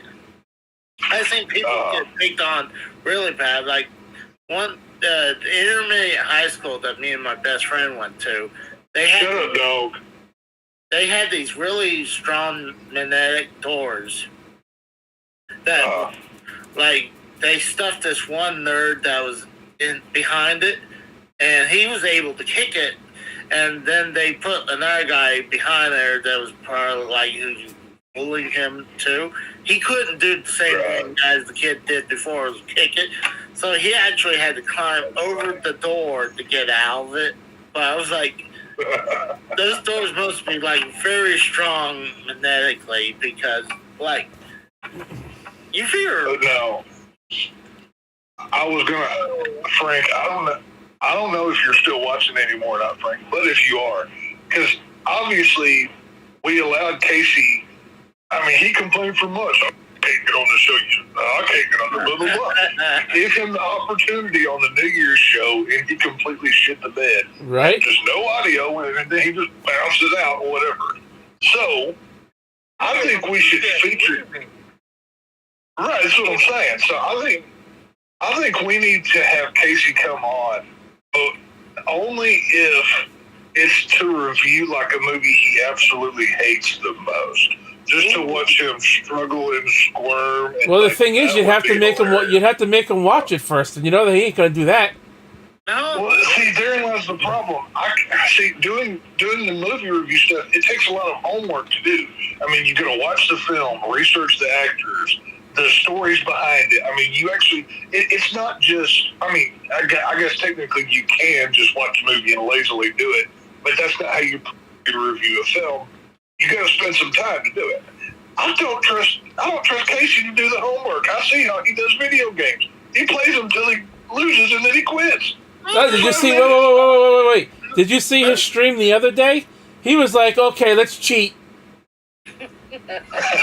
I'm like, Casey, damn! If you're gonna cheat, don't call it out. Casey would just watch somebody else's review and just write down the high points that they said, and he would say to look like he did a good job as a movie reviewer. That's what Casey would do. Yeah, well, at least I finally got him to not record with his camera anymore. I've been wanting to do that for a while, but like I had to have a better computer and the Rose, I do have to chastise you a little bit, sir. On NFL Draft Week, how do you have no football topics on your less than serious show? The draft was loaded with stories that you could have covered. I didn't check out the draft all that much because I didn't know what day it was starting, what time it was starting. Like I know a few of the draft picks, but I don't know that much. Not only that, but I thought you and Frank had have already covered it. Oh my God! We got Casey molest goats. Well, hey, I have goats, and I don't appreciate you doing that, Casey. You need to stop that. To be honest, though, Tex, right. now that you're here, I was actually going to ask. All this shit that you talk. Hi, All this shit that you talk, Casey. Hi, Frank. How's it going? This is why Casey talks so much shit. He knows that when I pop on, his viewership so he's like, please, Frank, all this shit that I talk about you, please come on, so my viewership can go from 3 to, like 7, 8. And no shit. So, I mean, what, you got 5 watching now, it was 4 a minute ago. So Yeah. you're already on the way up. Granted, I figured I'd pop in for a minute. Granted, I think all 5 is probably watching it now. Who's on the call. Right, yeah. Well, that's why I commented about Kratos' job being safe, because ain't nobody watching this but us. So I think we're cool here. But, whatever. Well, technically, one of those viewers is me because with the simulcast, I have to have his stream up on my end. So There you go. Well, I am thinking after the show is over, I'm gonna send this link over to the Kratos boss. So now. So Good luck with that shit. Yeah. but now that we actually have some real fucking podcast worthy people on this call, and since Tex just brought up the NFL draft, I thought I'd let you and Frank get into it for a few minutes on like the highlights and whatnot. I only watched the round, and I haven't seen a single fucking thing since then. I only know who the Niners pick because I follow them on Twitter. I have not looked at who picked who. I have not paid attention at all after this All first 6 round. quarterback prospects were gone by the 12th round. Yeah, see, it was all 6 of them went within the first 8 or 9 picks or something like that? I mean, they went quick. It's 5 or 6 of the first 10 picks were quarterbacks, which is the first time ever. yeah, like I mean, I know it. I know everybody's just going gaga over Caleb Williams. That guy's soft. I watched him cry whenever he lost it.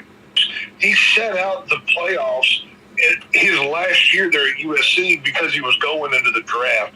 This dude wearing nail polish with his pretty pink phone case.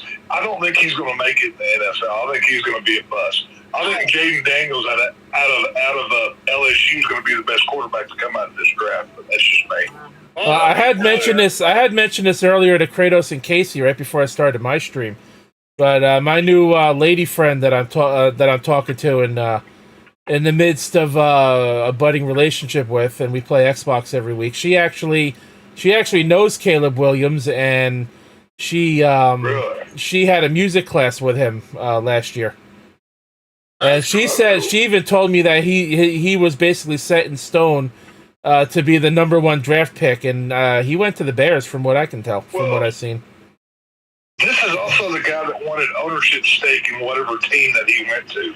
He's not Joe Montana. He ain't Tom Brady. I mean, who does this guy think that he is? I mean, he's not. He's done nothing. He didn't. I mean, I don't understand the elitism that this kid has whenever he's literally done that. I don't get it, but whatever. I mean, think about how many of these the players coming out of college red hot, and then they go to the NFL. Like, they just shit the bed. Like Andrew Luck, I could think of him. He was supposed to be the greatest fucking quarterback ever. That's the thing about all these quarterbacks, though. It's like, for all the hype, none of them came out of college red hot. Tua was supposed to be amazing, and while he's pretty good, he's not fucking amazing. He's not as great as he was said to be. But I always laugh when people are like, I like college better than pro because of insert stupid reason here. Bottom line is, the best college players go to the pros, and they look really bad really quick.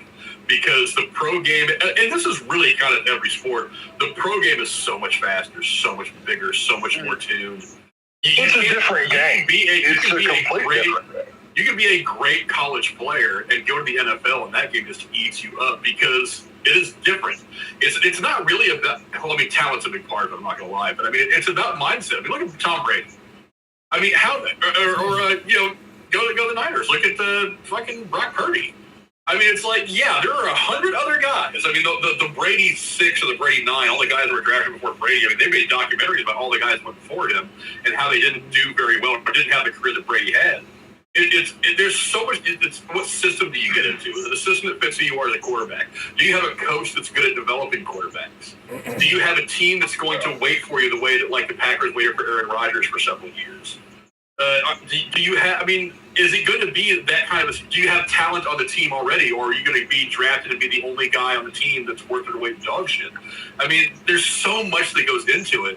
So yeah, so Caleb Williams, sure, he's got the potential to be great. All of these guys got picked out of potential to be great, but potential is one thing, reality is another, and this is where, and come September, as they start playing somewhat meaningful games, we're going to see the reality of all these players. I mean, Justin Fields came out really highly touted. They just dumped his ass off Pittsburgh.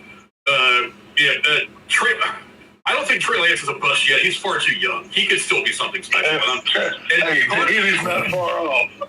Part of me's really disappointed that the Niners gave up on him. I 100% would have sat him for 2 or 3 years and said, I'm just going to break you down. And if I was Kyle Shanahan, I'm like, I'm going to break you down and build you back up because he's really talented.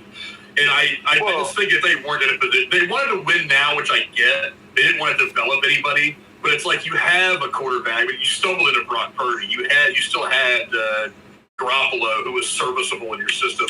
You could have just gave it a couple of years, let that guy grow and mature in your system, and then after 2 or 3 years, be like, okay, we've got you great, everything, go win me a couple Super Bowls. He could have walked right in and just tore it up.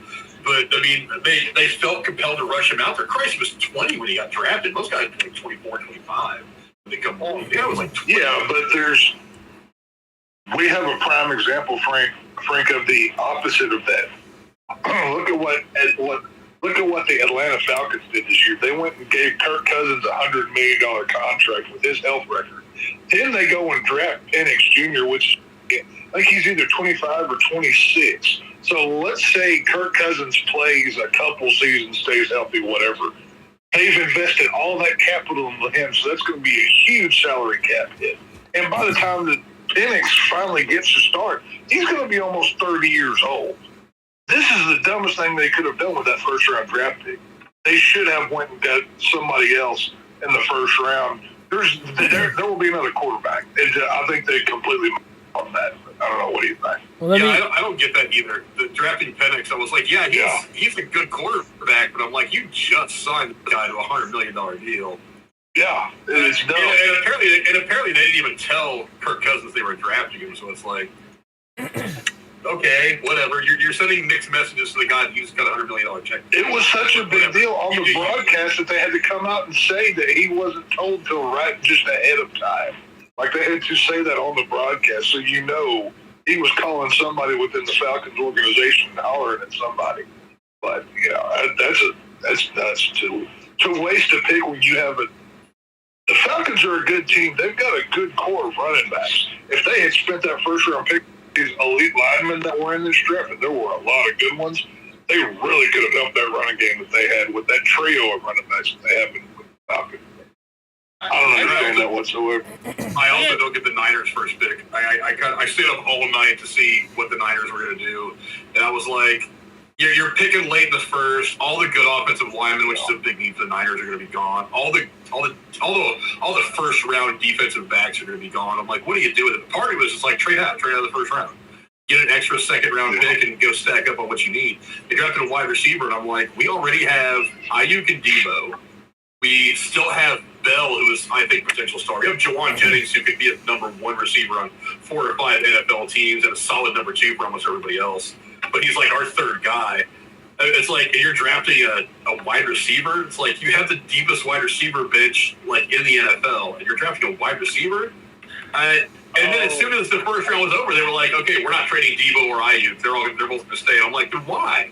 It's like, look what D's saying. He says J.J. McCarthy, cross-dresser. What's he referring to? I'll say this.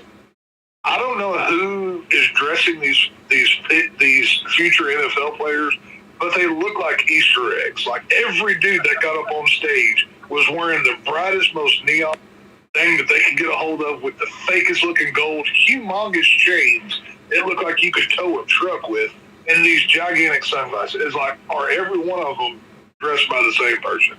Like it was just like You're not Dion, okay? You're not prime time. You haven't done anything yet. Look a little bit humble, but I don't know. Maybe it's just me being grumpy. I don't know. But I thought they looked stupid. But I got a question. Does the UFL, did they have a draft? Like, by the way, do you even want to be drafted by them? Casey, you could probably play in the UFL just by showing up. I don't think they have to draft people. They take whatever they can get a hold of. So, I mean, it's like, oh, did you play Pee Wee? Oh, yeah. Here's our kicker. He's on our team. There's a reason why. Dude, I love pro football, and I have a team near me.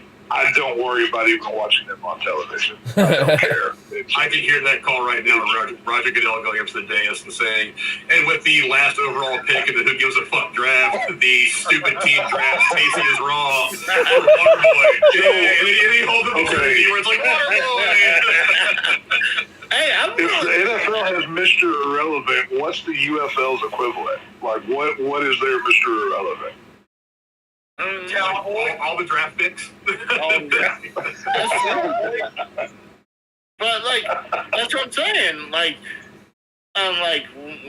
well, their season starts right after pretty much the Super Bowl. So when their draft pick be like right before the NFL starts? No, probably not. No, they tend to play in the spring and you. early summer. I think they only play like 6 or 8 games or something like that too. They don't play really? like 16, 17 games. I think, I'm not sure. My buddy Brandon actually got drafted into the XFL by Houston, but he did not make his team. 4 home games for the Battlehawks. In that. Does he still play for the Roughnecks down there? I don't think he made the team. He actually was eligible for the NFL draft. Well, the year Purdy got drafted. It was kind of funny because he was getting ready to go to New Jersey to go train with some guy to help improve his draft stock. And I was talking to him before he left. He's like, yeah, my agent says I'm probably like, late 7th or maybe a high value free agent. He's like, I'm not going to go like the first couple rounds. So I was joking with him. And I was like, well, the Niners got the last pick of the draft. Maybe they'll draft you to be Mr. Irrelevant. You go through all that bullshit. Yeah. And we were kind of joking about it. And then that was the year that the Niners took Brock Purdy. So the last time I talked to him, I was just like, so I know I was joking around with you being Mr. Irrelevant, but I'm kind of glad they didn't pick you. They took Brock Purdy. But he ended up going in the 3rd or 4th round of the XFL draft in Houston. He played cornerback at UD, University of Dayton. And he went to the same high school I graduated from. And I haven't talked to him in a while. I know he didn't make the team, but yeah, another guy that graduated from the same high school that I kind of know, but he's buddies with, that got drafted by the Red Sox. And he's in the minor league system for the Red Sox right now as a pitcher. Damn. Fuck the Red Sox. They're in the Yankees. I could see Casey. I could see Casey showing up to his first UFL practice wearing like an Al Bundy jersey, thinking he was funny or something. That's something, Casey. Speaking of the Red Sox, who saw the whooping they put on the Cubs today? What? The what? The Red Sox put a whooping on the Cubs today, 17-0. Whoa, wow. Jesus Christ. That's a football score. Yeah, no shit. The only baseball I'm watching is my Rangers. I don't give a crap about anybody else. So the Rangers are playing the Reds. They played the Reds today, I think. Yeah, we lost. It come down. The Rangers are in kind of a slump right now. We've got a lot of injuries, and our bats have gone frigid cold.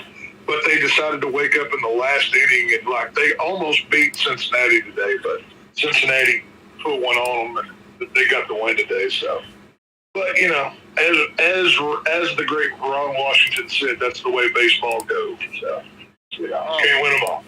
EJ wants to know is about Russell Wilson being traded to the Steelers. How do you guys feel about that? Do you think the Steelers will make it next round? No. Like to the playoffs? No.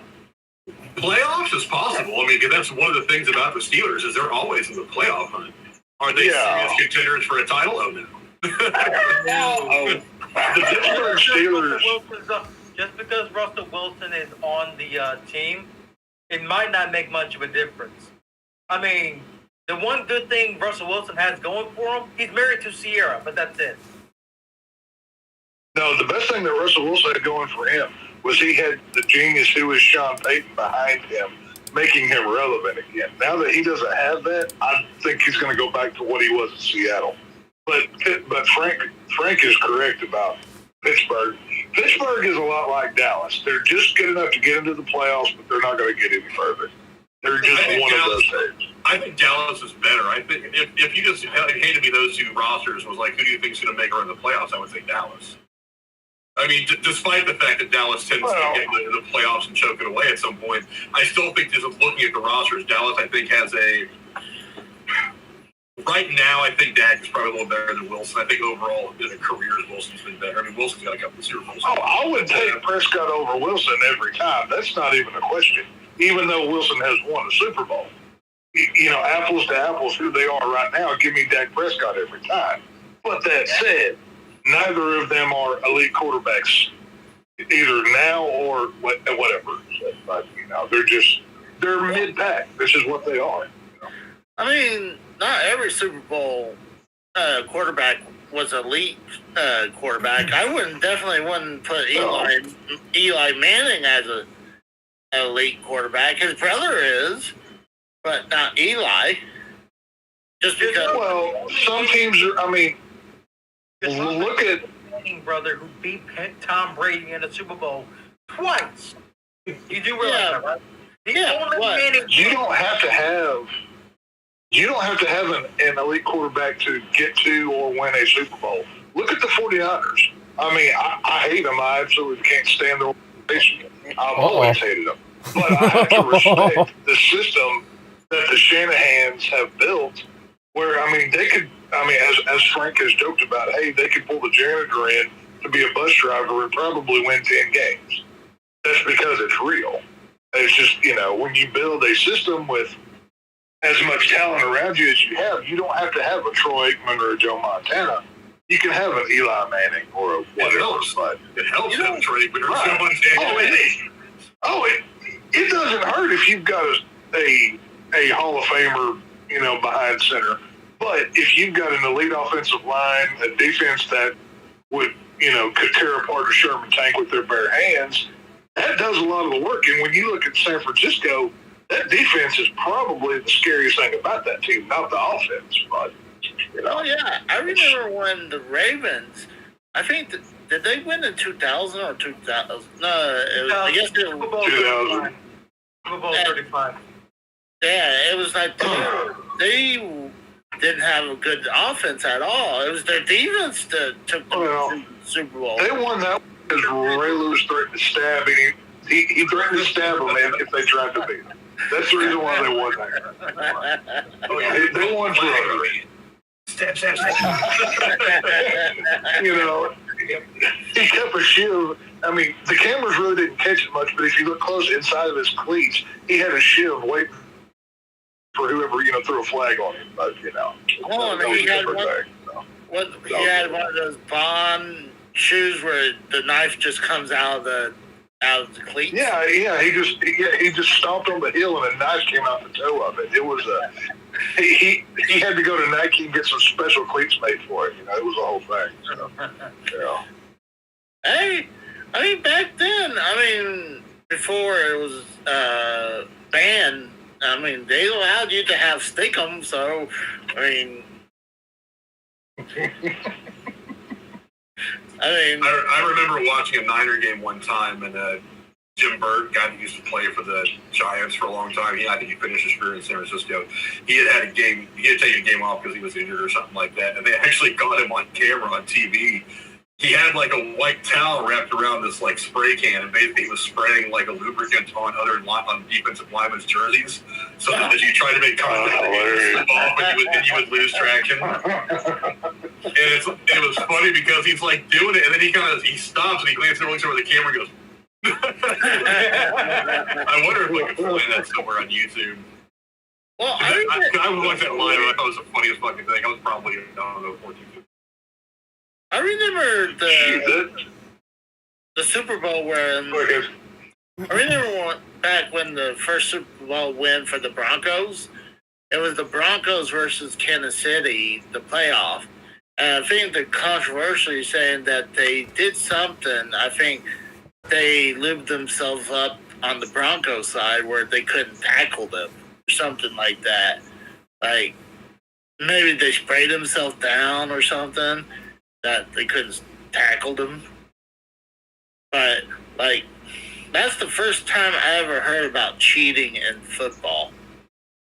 Like, You didn't hear about the betting well, is that really cheating though? I mean, between players? Yeah, it's cheating. If you're players, yeah.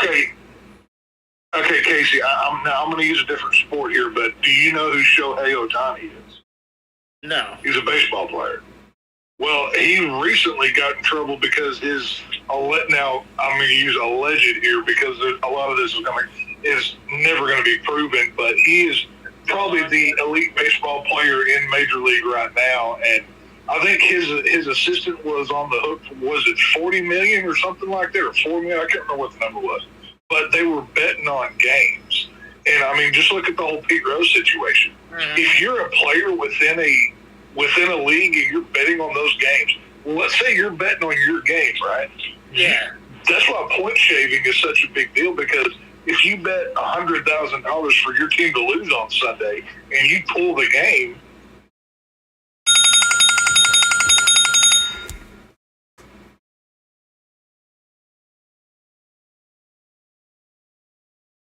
Hold on, guys. I gotta refresh now. We will get to the TikTok topic after a little while. I wasn't expecting Frank and Tex to show up.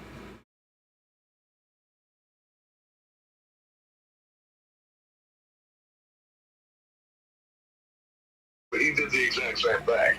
It's, it's what it is. We actually covered that on Less Than Serious a couple of weeks last month. Actually, the whole Shohei Ohtani betting scandal thing with his manager Yeah. and interpreter. Oh, They're bad. They're saying that yeah. Oh, yeah. Pete Rose's time frame as joining the Hall of Fame has expired. Is that true? Yes. Yes, it expired Yes. a couple years Yeah, ago. no.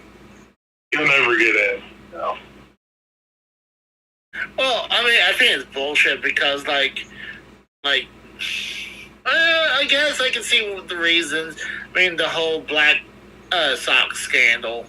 Yeah, I mean, those players should definitely get banned and kicked out. Black Sox scandal, that was from the 20s, wasn't it?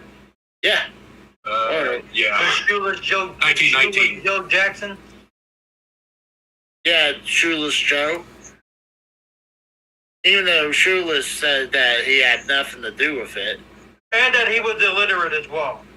So he couldn't even write or read, apparently, either. Well, I was hearing that he actually had a good games during that series, though, too. So, His teammates through the series. yeah. So I they think all thought he that- was involved in it. I think the Rose should be in, but he should never have anything to do with baseball after that. I think the Shoeless Joe should be in, but he should never end. Well, I mean, he can't have anything to do with baseball after that. But, I don't know, it's a touchy subject. I mean, there's already, if you think about it, this is one of the reasons why I always kind of laugh when people are like, especially with the steroid talk in baseball. It's like baseball, by and large, not unlike NASCAR, has always kind of, they've given you these rules, but they always leave those murky areas in there for teams and players to mess with. It's like, I know NASCAR. Oh, it's not like that anymore. NASCAR they used to is be. always like they had those things they put down the cars to make sure they're high and stuff like that. What's that one? There's that one famous picture of Dale Earnhardt Sr. Pushing down on one side of the cars and shit like that to try to mess They have with it. templates made, yeah. But baseball has been like that for a long time. It's like, okay, dude, spitballs, loaded bats. I mean, baseball has, by and large, looked at the bare minimum, looked the other sign stealing.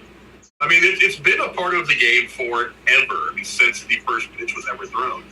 The thing has always been, it's like, A, don't get caught, and B, don't go overboard with it. So, dude, playing baseball in the 80s, I stole signs. And it wasn't because we were trying to cheat. It was like, if you were dumb enough to use signs that we picked them up and then keep using them, then that's your fault. We did this thing, like, if I was on second base in case he was at the bat, I would take my lead off, and then if we knew what their signs were, I would look in and read the catcher signs. And if I saw it was a fastball, when I went sit, I would step my left foot back towards second, and that would tell my hitter if it was going to be a fastball. Where if I thought it was going to be an off-speed pitch, I would step off with my right foot towards the net, towards third base, and if my hitter saw that, he would know it was something off-speed. Because I can see that. That's actually perfectly legal. That's perfectly acceptable. But when you do like what the Astros did years ago, and you're like, I was just gonna say, you're gonna fucking bang on trash cans and shit. Like that's being obvious it's about not the it. trash can that got them in trouble. It's the fact that they were using electronic means. So they had people like out there like watching TV and doing these things, and then signaling to somebody else on like a cell phone with a text message or something. And that's when they would hit the trash can and then let somebody know it's going to be an off-speed pitch or whatever. That kind of shit is cheating. But I mean, yeah, we sell signs all the time. If you show us your signs, I can read it. That's one of the reasons why we change our signs every year. That's why they're using that pitch. That's why they're using that pitch com thing now to try to like stop that shit. Pitch count? No, pitch com. I'm talking about the pitch count. Sorry, Well, pitch. and to kind of take that back to UFL for a second, another reason why the UFL is dumb, because if you're watching the games on TV, they have the coaches mic'd up and you can hear them calling their plays as it's happening within the game. So, it's not like you're winning a lot in that, but you can learn the offense pretty fast just by watching the broadcast. But, it's whatever. So.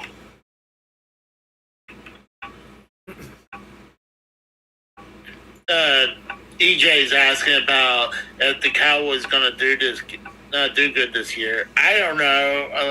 No, they won't. And then TSS says it's a lose-lose season. The Cowboys won't be bad enough to get the #1 pick, and they're not good enough to be a contender. Here's the problem with Dallas. The battle between them and Micah Parsons is going to be fierce all year long. The Dallas just picked him up for their 5th-year option. Dallas won the division last year, so that means they get the first place schedule this season, which means they play all of the toughest teams this season. They're also in salary cap hell. Dak Prescott's got a contract coming up. CeeDee Lamb's got a contract coming up. Micah Parsons got a contract coming up. Which is the reason why they traded back in the first round of the draft this year to try, because it was at 17 or 18 positions that Dallas had to fill, including running back, which Zeke Elliott has been seen at the Star in Frisco. So, dear God, if they sign him again, kill me, because that means 18 games of garbage I got to deal with. But Dallas, I think they'll do good within the NFC East. They might even have a chance of winning it, but no, they're not going to do anything this year. Well, the whole NFC division is usually garbage. The NFC East. I mean, the Eagles were good. The Eagles were good, but they freaking blew it. The next 2 seasons for the Dallas Cowboys are going to be hard because they are in salary cap hell, and they only have themselves to blame. They got themselves here because Dak Prescott's going to want to get paid like he's a Super Bowl winning quarterback, and he's not worth it. So I know the Bills. The Bills like gutted the Bills gutted their fucking team down. Well, because Josh Allen wants so much money, which is the problem. Whenever these quarterbacks are making this much money, you can't build a competent team around them and keep these guys. They got rid of Stephon Diggs, and the Dolphins picked up a few of their defensive players that the Bills got rid of. Wait, the Bills got rid of Stephon Diggs? Yeah.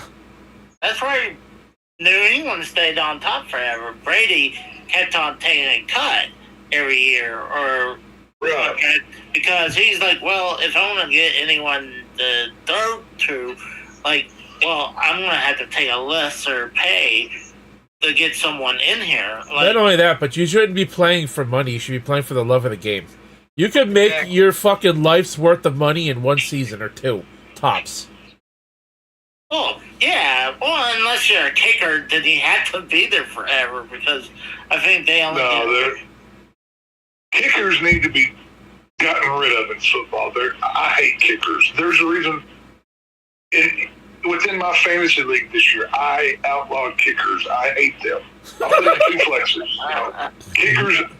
Kickers suck. Get rid of them.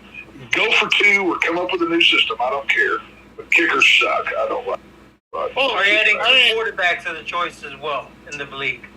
well, but hold on. If he no, this year it's a 1 QB 2 flex. So it's but it'll be all good. if you take out the kicker, then I mean it's no longer really called football. Then I mean then we would have to literally call the sport a different name. No, it's a football because 12 inches is a foot and it's 12 inches long, dude. Mm-hmm. Is it really a foot long? Yes. Yes. Down the foot long, Casey. Just don't Hold on. Casey wouldn't know what a foot long looks like because even when he buys a sub, he gets them bigger than that. Oh, hold on. No, hold on. We know the Subway sells their footlongs. They're selling you short. It's 11 inches, not 12 inches. If you want the real foot-long measuring stick, it's from Sonic when you get the foot-long Coney. Then you can use Casey knew. Hey, if there is one thing I will listen to Casey talk about, it's video games and Sonic. Goddammit, he knows those topics like the back of his fucking hand. So he knows that shit. Casey has measured more Sonic wieners than any other homeless man out in the world. I'm like, So, yep, that's 12 inches. So like now I don't even have. Now when I go to work, I don't even need the tape measure. It's like, okay, it's about 10 inches because I know it's like about 2 inches off the hot dog wiener, but from the Coney. So. Well, Casey knows what a foot long. The only way Casey would know what a foot long is because he goes out in the back alley on a Friday night looking for BBC. So he's looking for that foot long, you know. Hey, wait. Don't tell Hobo Jim that Casey's out there trolling for Black Dick, or he's going to get pissed. You know, he can't find out about that. So that's not all right. Well, homeless Jim doesn't have internet, so I don't have to worry about that. Oh, that's good. Yeah, he doesn't get too good a Wi-Fi within that refrigerator box behind 7-Eleven. So, I can see that being a problem. Yeah. Well, it might have some good internet. I mean, you just had to have probably the password. How ironic would it be if homeless Jim had better Wi-Fi than you do in your apartment? That would be freaking hilarious. Well, Casey finally got internet tech, so he actually has internet now. Yeah, I got it. Oh, that's good. Good for you. It only took him fucking 4 months of us nagging him to do it. Mm-hmm. Right. Well, I mean, Casey will only stand glitching out on shows for 3 months at a time, and that's crossing a line for him. No more. You know, that's when he finally decides to do something. So, Honestly, it's all good. the reason I thought I had to have someone come in, have it scheduled to install it. So when I decided screw it, so I decided to sit down and went to internet provider, and it's like start ordering it. And it's like, You went to Cox, by the way. oh, thanks. He went to Aldi. It was like, do you guys sell internet? It's right over there next to our off-brand potato chips. Just grab some of there. It's like, I go to Walmart. It's like, you guys sell the internet? I mean, like, I need some internet. Casey brings in Casey would be the guy to bring his old router to Walmart, be like, hey, can I get a better one? This one sucks. You know, he would do something like that. Well, you know what? I'm actually convinced that Walmart is getting into the internet game. I don't know about you guys, but at least for me, when I go to my local Walmart, the data on my phone does not work, and I can't use the internet on my phone unless I connect to Walmart's Wi-Fi in the store when I'm inside their store. That's not surprising. They do that at my stores as well. Well, I think that's got something to do with all of their devices in the store, because every delivery I do within Walmart, I have to go into the back, and I don't get service either. So, it's just one of those things. I just don't go to Walmart anymore. Well, pretty soon nobody will be going to Walmart anymore because all the fucking all the stores, all the brick and mortar stores are going to be closed. Well, you can. Pretty soon, Walmart's not going to have anything left to sell. They're gutting out their fucking electronics section because so is everybody else. They stopped selling ammo, and I was like, nope, I'm out.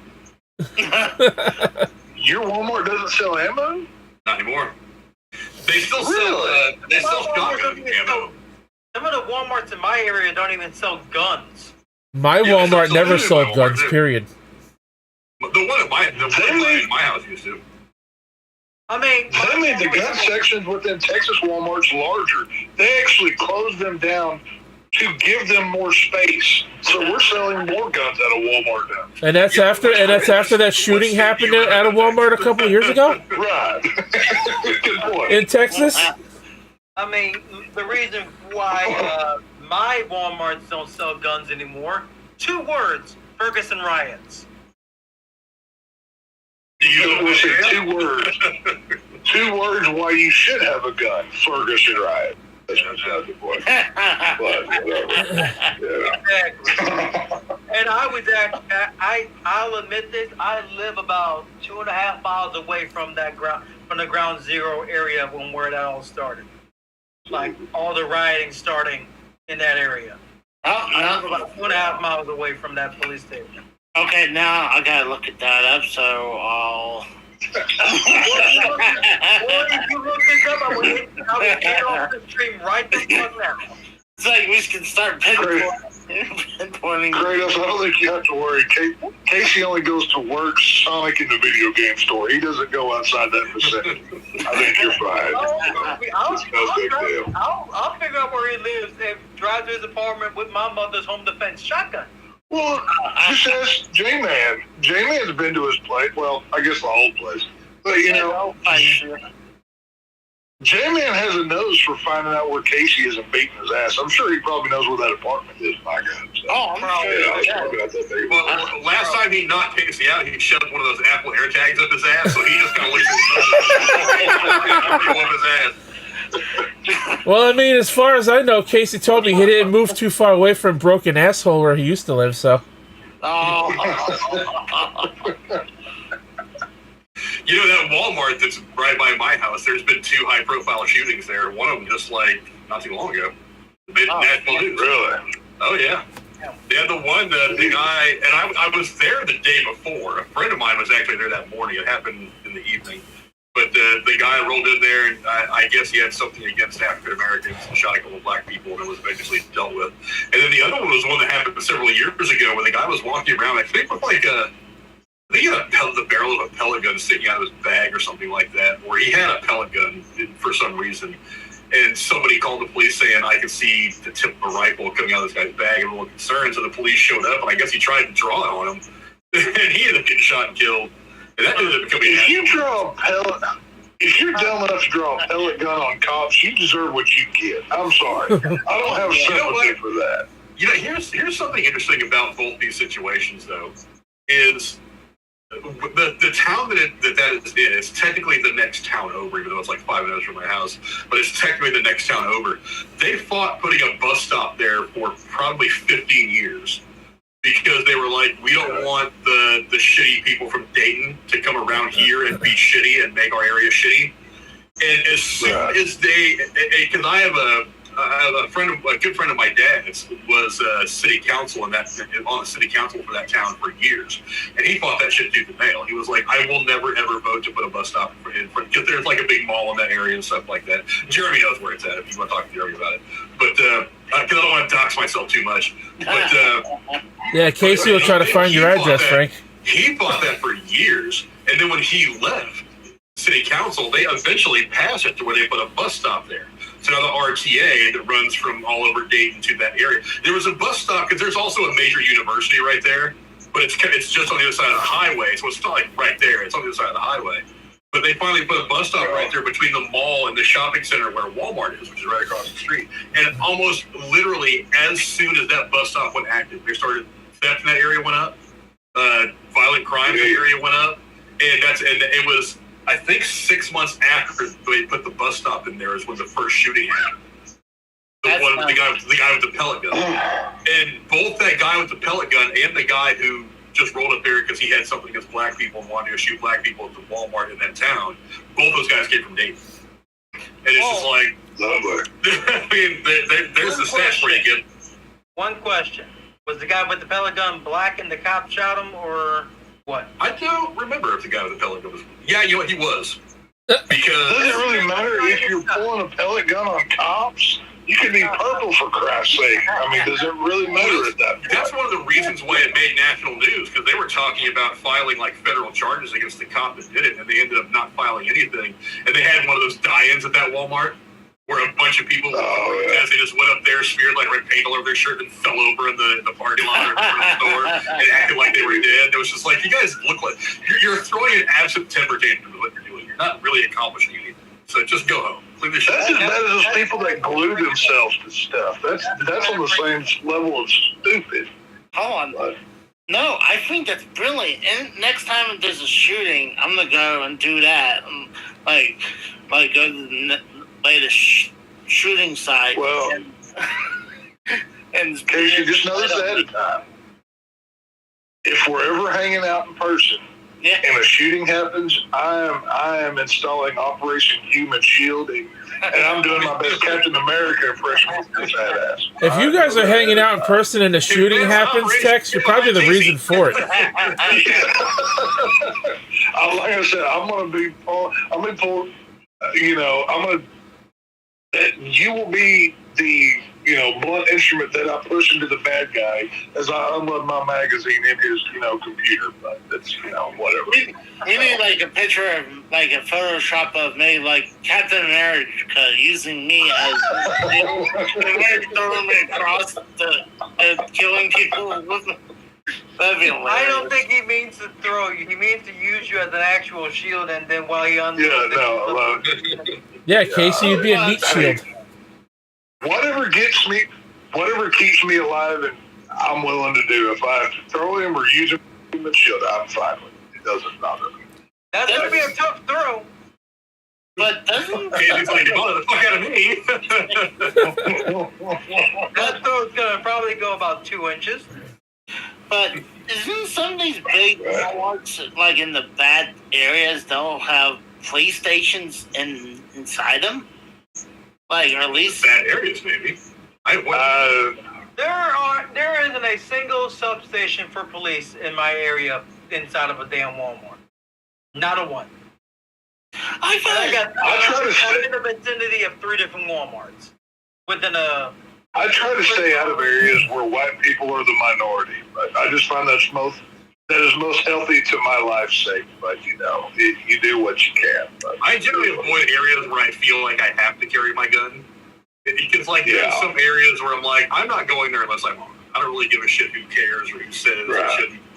It's like I already feel like I need to be armed to go to the local grocery store because the world isn't getting any less stupid. But it's like, but when you go to the areas where this kind of shit happens on the regular, you're kind of asking for trouble. That's why I just avoid them altogether. I'm like, I'm not going to go get shot at today. Well, there's a metro train over where I live. They took away all rules, laws for the conceal and carry being on the train. So you're allowed to freely have a gun on the train now. Hey, you know what? I stand by the old rules. A armed society is a polite one. Because if everybody knows everybody else is packing something, everybody gets real nice real fast. But well, they always say that the crime rates in the Old West were actually really, really low. You hear about all these crazy gunfights, the OK Corral and bank robberies and all that, but they said the crime rate was actually really low. But there wasn't a lot. I mean, people would steal horses, and like a really bold guy would rob a train or a bank. But generally speaking, there wasn't a lot of like individual on individual crime. Why? Because everybody and their damn brother in their forest and their dentist carried a fucking gun. So it's like you knew if you were to mess with somebody. I don't think you could trust all of today's society with a gun, though. I think the violence rate would be through the fucking roof. And look at the for what 2 to 3 months because of the Pony Express. Yeah. Just look at the statistics of gun-free zones and non-gun-free zones of shootings, and tell me which one has more.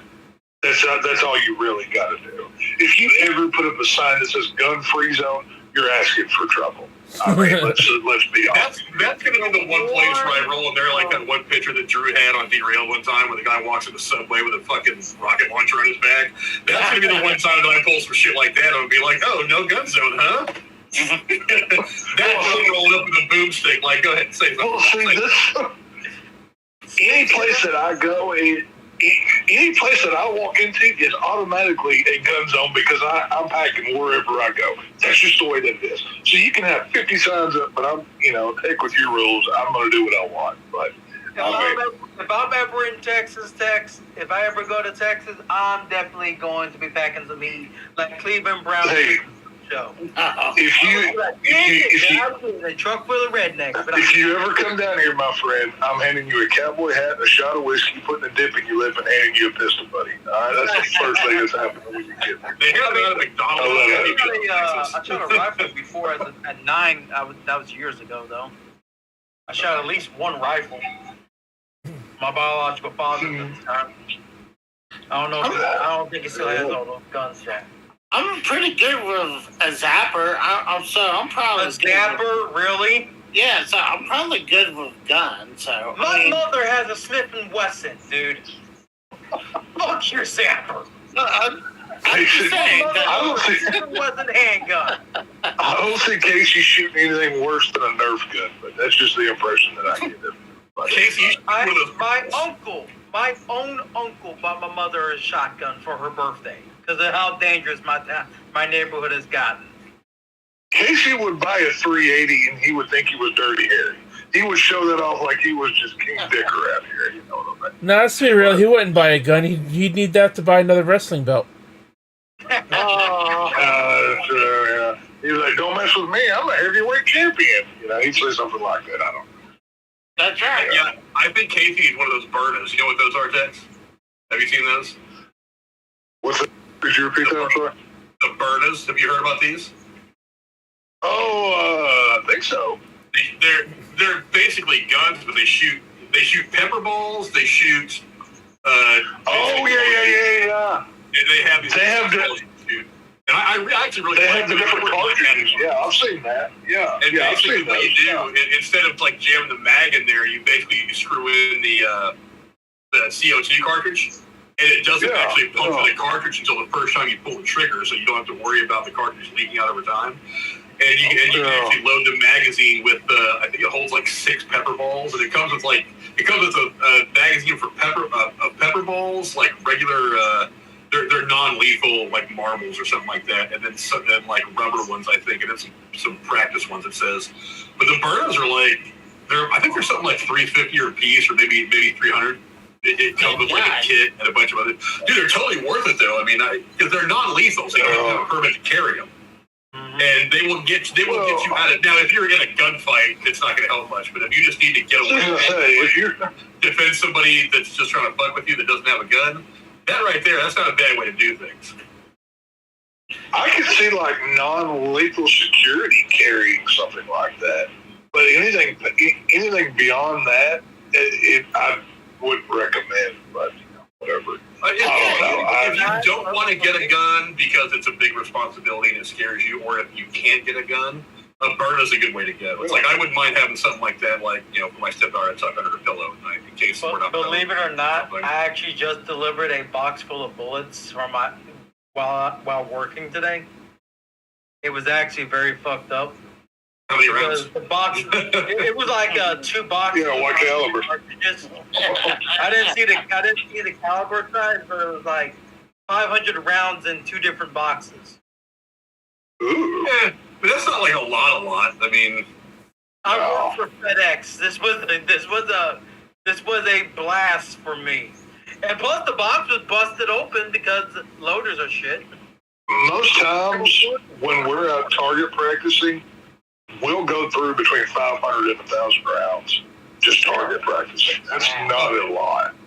If I'm taking my sweet time at the range, I can go through a couple hundred rounds easy. Yeah. Oh well, I mean, let's say if you have a 9mm, that it's a 9-in-1. So you put 9 in the magazine and 1 in your chamber. You pull that trigger, you're going to empty it within just a couple seconds, and then you're going to have to reload. So bullets go fast. It's a, I mean, that's why high capacity magazines are such a big thing. Whether they're trying to ban them or whatever, but And that's also why 357 bullets are still banned to this day. So, well, got news for you. I've got a Second Amendment says I can have whatever I want and it shall not be infringed. But I don't care what you say. I only said 357s, the cop killer bullets. That's what I was referring to. I've gotten to the point where I'm like, I don't even give a shit about the Thrones t-shirt anymore. This world is not getting any less fucked. And there's a whole lot of people that don't know how to behave or that don't know how to deal with adversity. I don't want to, it's like tomorrow I'm going to run to the grocery store with my kids probably to pick up some whatever. We're going to have dinner tomorrow night. And I can't go to the grocery store without making eye contact with people and scoping out who's in my aisle or who's walking out so that I know where the threats might be. I'm too cautious myself. Frank, so I'm like, I don't really give a shit what you think my rights should be or what, even what the Constitution says at this point. I go home at night. I protect my kids. And if the choice is, you going on a t-shirt and me going home or my kids having to try to way to live without me, then sorry, you're going on a t-shirt. That's the way that goes. I mean, to be honest, this government has so much more bigger things to worry about, but yet, what are they worried about most recently was fucking banning TikTok. Yeah. Well, when it comes to the guns, I'll just leave it at this, and I will quote the great Charles Heston. If you want this gun, come take it from my cold dead hands. That's just all I really have to say. I'll give it to you one round at a time. and if you want to know what kind I have, break into my house at 3 a.m. and I'll show you. But either way. So you'll find out the first one. So you have to show up at 3 o'clock in the morning? I mean, can I show up a little earlier than that? I mean, I have... Go ahead, Casey, find out. See, look up I tell you what, Casey, before you do, I want you to look up what a Hornady RIP round does to a human body.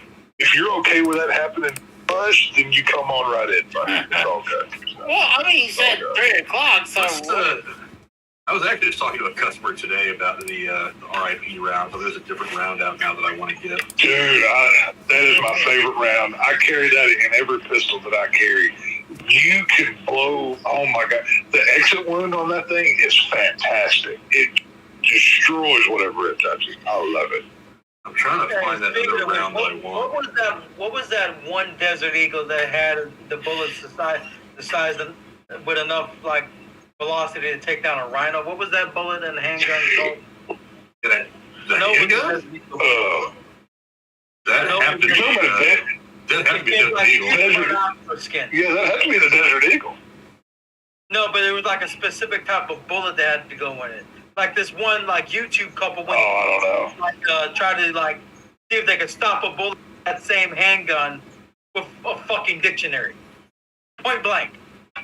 And the Interceptor rounds, that's what I want to get. The woman with the Interceptor? Yeah. Who makes that? Is that made by Hornady or somebody else? I'll send you. Have you ever watched a Tough Later Mouse on YouTube? Probably at some point. I'll put it in our group chat on Twitter real quick. Yeah, you can send it to me. It's a variation of the RIP round. But one of the things that I read about the RIP rounds is that the flashes, the thing that break off, they under-penetrate, and the base of the bullet over-penetrates. Really? And what these do, I'll put it in our thing real quick so you can look. But the thing about these bullets is they're kind of a modified hollow point. Instead of breaking off and going other directions, which they can sometimes, it spreads out differently than a hollow point, and it distributes all that energy while basically staying really, really getting a proper amount of penetration and not going through the target to hit whatever like that. Yeah, all I know is I've been wanting to buy a box of these for a long time. Every time I look at them, there. I carry I've got a magazine of those in my gun too. Those are the 40 caliber Hornady RIP, and I carry a magazine as well of full metals, just as backup, whatever. But I tell you what, man, the penetration power on that Hornady RIP 40 caliber, it's nuts, dude. I took out hogs without any problem. I think it's a .500 Magnum. Those spikes shoots off, like, spreads off like a shotgun? Like, they just spread out? Yeah, those things will break off. You can actually go on YouTube. You can find a bunch of videos of them testing a ballistic shell. But the flash in the front will break off, and they'll spread out, and the base of the bullet goes forward, and the wound channel this thing creates is ridiculous. Yeah. Oh my god! Well, initially, my knock on those things is they initially I carried were over penetrating. Initially, I carried the 9mm version of it, but I shot about 3 boxes of them because I wanted to see what they would do. And the penetrating power on the 9mm compared to the 40, I carried the 45, excuse me. I'm thinking about a different gun. The 45 Hornady RIP, that's my favorite bullet ever. I adore that thing, but, it is what it is. So. That thing looks crazy. I was like, I had to look at it. Well, it's called an RIP round for a reason because you ain't making it to the hospital. I mean, it got its nickname on purpose. Oh, I figured that out. I mean, I might not be a smart man. I'll put that other website in the chat so that you can look at that. Yeah, I'll check that out. Yeah, those are shit. I like if there's something even better and it makes me even more lethal, I'm all in favor of that. So yeah, that's all good. I keep the RIP rounds are always in my 9mm. My other mag has the Hornady Critical Defense, the polymer filled hollow points that I really like. And then my third mag, if it gets that far, is just my full metal jackets. It's not gonna get that far. Well, I don't carry a third mag. I don't carry a third mag on me. I keep one in the truck, but I also have my long gun under the seat. And if for the third mag, I'm just going to the long gun. But that's whatever. Why didn't you tell people where you stash your gun? That's like, hey, I keep my money under the mattress. Casey. With a 50 caliber desert. Do you really think I'm worried about being robbed or attacked? No. I have said 100 times, bring it on. If you want to stir some shit, go ahead. We were on Drew's show a while back. Yeah, we were on Drew's show a while back. I said that I could put Desert Eagle. That's what was used to try to stop a bullet from this gun with a dictionary. Girlfriend's in jail still, as far as I know. Oh, the gun. Yeah, I heard about that. The dumbass. 5 years, almost 6 years ago now. Yeah, that was just dumb. I've seen that video. It's just dumb. Yeah, she shot her boyfriend thinking a dictionary could stop the bullet of a 50 caliber Desert Eagle. Went through the dictionary. He's dead. Once again, another reason why women need in the bedroom or the kitchen. I mean, they're no good anywhere else. I mean, she was already pregnant. What else could they do to her? She was already pregnant. Oh, come on. They can do more than just being in the kitchen and the bedroom. You're a fucking sexist pig. They can work great wonders in the bathroom, cleaning up the toilets.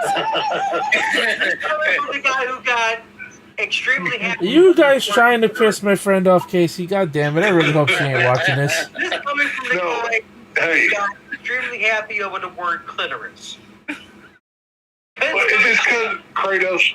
That's the first time he's ever heard about that before. He got excited. I don't hold that against him. It's fine. It's whatever.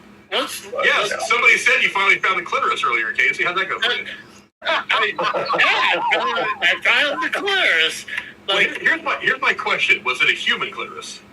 No, it was the word on the screen. Billie Eillish at the time. We were talking about Billie Wait, I thought Lucas was a boy dog. Maybe that's not a clitoris he's looking at. Maybe he's looking at something else and he doesn't know. Well, it is a boy dog. I mean... that's not a clitoris. And you know his house?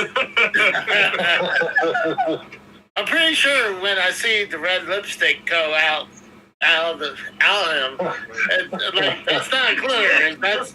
He actually said... Casey, while everybody else was taking sex in, you were out in the bathroom taking a shit, weren't you? Like, you probably had diarrhea that day or something. You just... Well, I mean, they're not going to teach you new that I hadn't, like, learned from HBO and, like, nudie mags. So it's like... Well, Playboy, I've never... mags. I do have to say, Casey, you have accomplished something I've never seen in my life. Within like 30 minutes, I've never heard somebody say flicking the bean as much as you did tonight. So I do have to congratulate you on that. Because, my Lord, like, he said it once and he realized it was funny and he wore that hoe out. I mean, he just kept going. So, I mean, blame Billie Eilish. She loves to apparently masturbate in front of a mirror. Hey, you know what? Cool. I mean, get on how you need to. Anywhere else? I mean, she claims she wants to have a PhD in masturbation as well. She's not bad. You know. She's not a bad-looking woman. She's like, what, 12?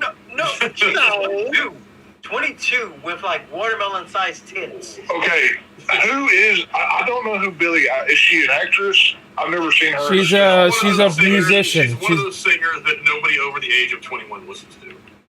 She just won a Grammy I only know for. who she is because I have a 14-year-old stepdaughter. She just won a Grammy and an Oscar for that song that she wrote for the Barbie movie last year. And they just released I don't. Fortnite. Yeah, I saw I couldn't care less about this girl. She went. Whenever Rose pulled the picture of her up, or Casey, whoever did it, I did not know who this person was. So, She did that song Royals, right? I think that's her song. That song Royals.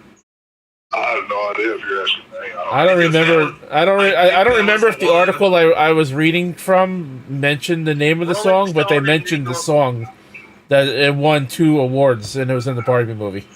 I thought it was funny because I think she's the one that did that song Royals. They wouldn't play that song on radio stations in San Francisco the year that the Giants and the Royals played the World Series. They refused to play it on any radio station in San Francisco. Wow. That was kind of funny. I don't blame them.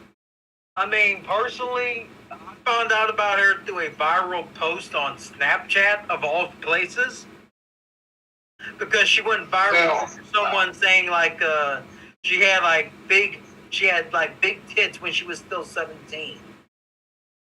And they said, I think I found out the reason why she wears baggy clothes whenever she performs. She has some big hooters. Then people started clowning this guy, saying, "She's 17, bro. Grow up, you perv." Okay, well, then Rose, I have to ask, which illustrious news organization was this that produced this article? And it was probably a slow news day if we're talking about her masturbation routine. Well, she did an interview. She did an interview at Rolling Stone, and like all the news outlets just picked up on it because of what she said in that interview. Okay. So the post, the one that I read, I tried to go to Rolling Stone themselves, but I wasn't paying to read their article, so I took it off the New York Post. Well, I mean, it's not really that outrageous for a pop star to talk about sexual. I mean, hell, Madonna was doing it back in the day. I mean, they kind of all do that. It's part of their deal. But I always thought Madonna was bi. So, all these years, I always thought she was bi. I think Madonna would hump anything with or without a pulse. That creature just doesn't care. That creature just doesn't care. I just pulled up a picture of her. They're not obscenely big. No, they're okay size. I mean, I have no complaints, but they're not giant as Kratos were saying. People went fucking gaga over her, like, stripping during a pre-recorded, like, taping during a concert of hers about body shaming. A pre-recorded tape. Okay, well, if you flaunt your body, you're not allowed to cry body shaming because you're showing it to us. That's the rule. So it's the same rule also applies, ladies. If you're wearing shorts that say like juicy on the butt and we look at it, you can't get mad because you want us to see that your butt is juicy or whatever word you have on there. Or the term thicker than a Snicker. Well, whatever the term is doesn't matter. If you're flaunting it, you cannot get mad when we look at it. That's just how the world is. So, You know what I do in public? I mean, I do this as like get around not being a pervert, but I stop the woman and I say, Too late. and it's like I'm just reading your shirt. Just give me a second to read your shirt out. And like, yeah. and then how long is your rap sheet for sexual harassment? Probably about 3-4 pages long. If you take all of his WWE belts and stretch them out, it's about that long. And that's if you daisy chain them all together. Casey, just so you know ahead of time, some phrases you're not allowed to say. Can I read your T-shirt? Does this smell like chloroform? You know, phrases like that are not okay to say. You see, you can't do that. The trick is not to ask them if it smells like chloroform. The trick is just to chloroform them, because then they can see it coming. You give them a little bit of warning, it's like, give them any warning, they're gone and calling the cops. No, you say, does this rag smell funny? And then you stick it in their face, because you don't say chloroform, or it's like you have to make them, huff. Okay, well, I'm also going to throw this out there. Any woman that is willing to smell something after you say, "Does this smell funny?" you probably don't want to touch her, because she's got third world herpes that you can't wash off. Just know that ahead of time. She's got the super strain going. Right. Like she knows what kind of whore she is, and she knows what you're trying to do, and she doesn't care because she's already screwed. What about if she has a shirt that has like a sentence long writing on there? Like, am I not allowed to read what is on her T-shirt? Like, it stands past her. Okay. No, see, here's the thing. You have to learn to look without staring, because otherwise you get looked at as a free bird. You kind of got to be covert about it. You know what I'm saying? Well, I just asked him, I was like, can I please read your T-shirt? I like reading things, so, especially T-shirts. And then can you really read, though? No, so what's going to happen is you're going to say, can I read your T-shirt? I like to read things. They'll say, sure. Here's the, the order that demands you stay 100 yards away from me at all times. Go read that one. That's what you're going to get. But, the trick is, we did this when I was a teenager, is sunglasses. Because you can't really tell where the eyes are pointed anyway. Dude, so I still do that. But you're really looking over here. That's the trick. Yeah. That's what we used to do when we were teenagers. Why do you think? I'm good. Well, why do you think I wear full-framed glasses that cover my whole eye like Dale Earnhardt? Because, hey, I want to look like Dale Earnhardt. But, two, I can look at whatever I want. I can be in town with my woman, looking at the hot piece of ass that just walked by. She can't prove I did anything. So, it's fine. Except now that you just admitted it, she probably heard you say it. Well, she already knows. She's in the other room. I'm not hiding. It's fine. I don't give a whatever. But I was going to bring something up. I forgot. Truth be told, she was probably looking at her too if I was looking. But it's whatever. I don't. Damn. No. But hold on. I remember. I got a story where I was dating this one chick, and she wanted. I already don't believe it. You dated a woman, you're lying. Well, we went to a dinner, almost like a Denny's or something, and you skipped that on the check, or you made her pay for it? No, I think I paid for it, but this is years. Casey's the kind of girl to McDonald's and make her order off the dollar menu. That's the kind of guy he is. Well, that's not true. Because there's no more dollar menu. That's why. You got me on that one. Yeah, true. But no, I was dating this one girl, and I guess she wanted to do this swap thing. And there you go. We went to Denny's to talk it out. And apparently, I was the only one allowed to pay for the fucking hotel room. And I didn't. You go to Denny's to talk about couple sex. What if there's like a family sitting across from you, like with like children, and you're over here discussing these things? Well, That seems like exactly the conversation you would hear at Denny's. I wouldn't expect to go to Denny's and hear somebody talking about like foreign policy in the Mideast or like physics. So it's like, all It's just right. like, So first I'm going to do each lives. It's like, yeah, that's kind of exactly the conversation I would expect to hear at Denny's. So first we're going to do each other, and then we're going to tag out, hot tag style, like we're in WWE, and we're going to swap out partners, and then we're going to do the hokey pokey all on. Then we're all going to pile on top of one another while Jim and Susan just left church with their family, and they're over there shocked at what they're hearing.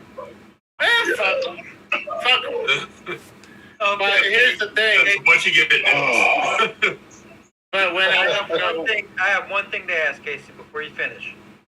Was there an upside down pineapple on the hotel room door? Well, the thing was, no, because when I tried to go get the room, my credit card got declined, and they got pissed off. And they got pissed off at me, like, so I'm the only one supposed to be paying for this thing?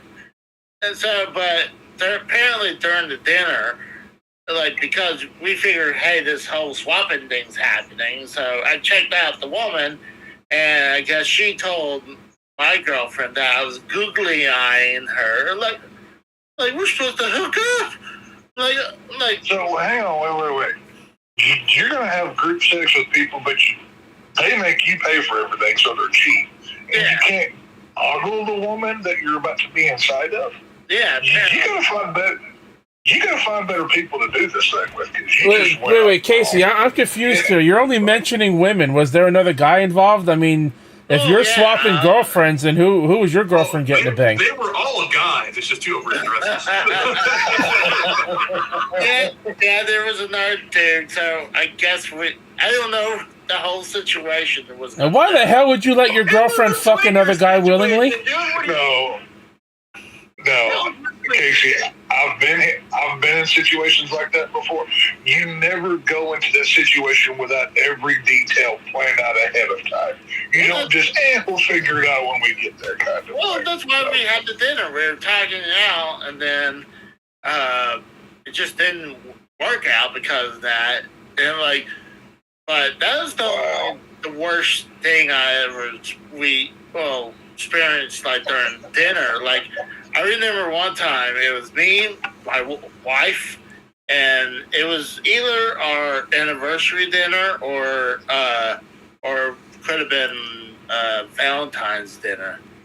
It's one of those. It was about the same time frame, and she's like, "Oh, her friend wanted to come with her husband," so we went to have dinner together. I guess this was Valentine's Day. Me and my wife orders the cheapest stuff on the menu, while these assholes ordered about $30 meal, and and they ordered alcohol shots and stuff like that. And they stuck you with the bill? Yeah, they stuck me with the bill. It was over $150, give or take. Casey, you're lucky. They could have rolled you. Rolled me? Yeah, I had a guy that worked for me years ago, and I was so bad in restaurants. He got rolled by a hooker.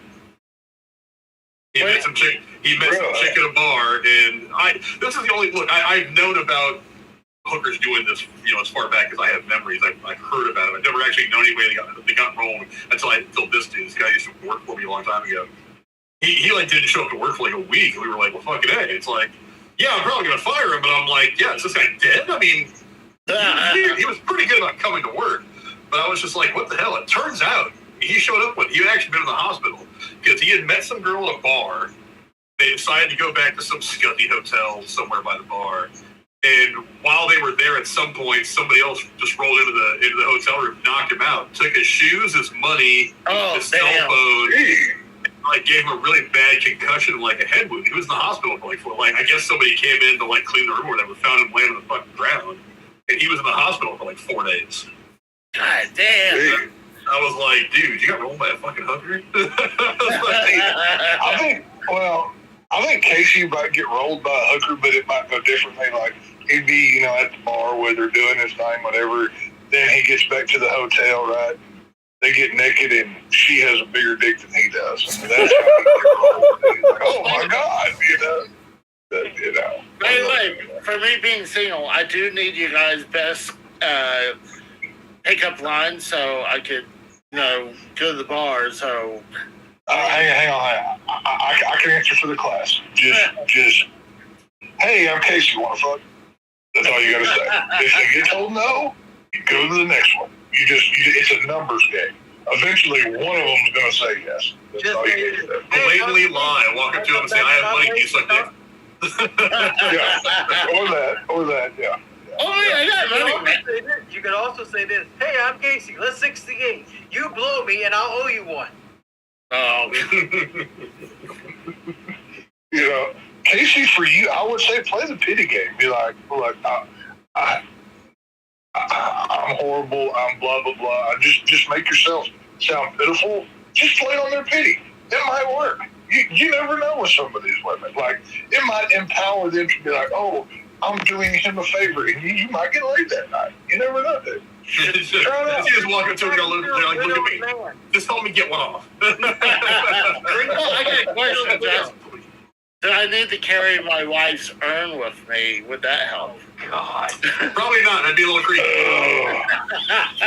You know what, though? There might be some chicks that are into that. I mean, there's all kinds of weird chicks with weird fetishes rolling around. Maybe she'd be like, I don't know. Maybe there's some chick out there that would get turned on by that. I don't know. No, I personally does think that it's count? weird. But... Does that count as a threesome, though?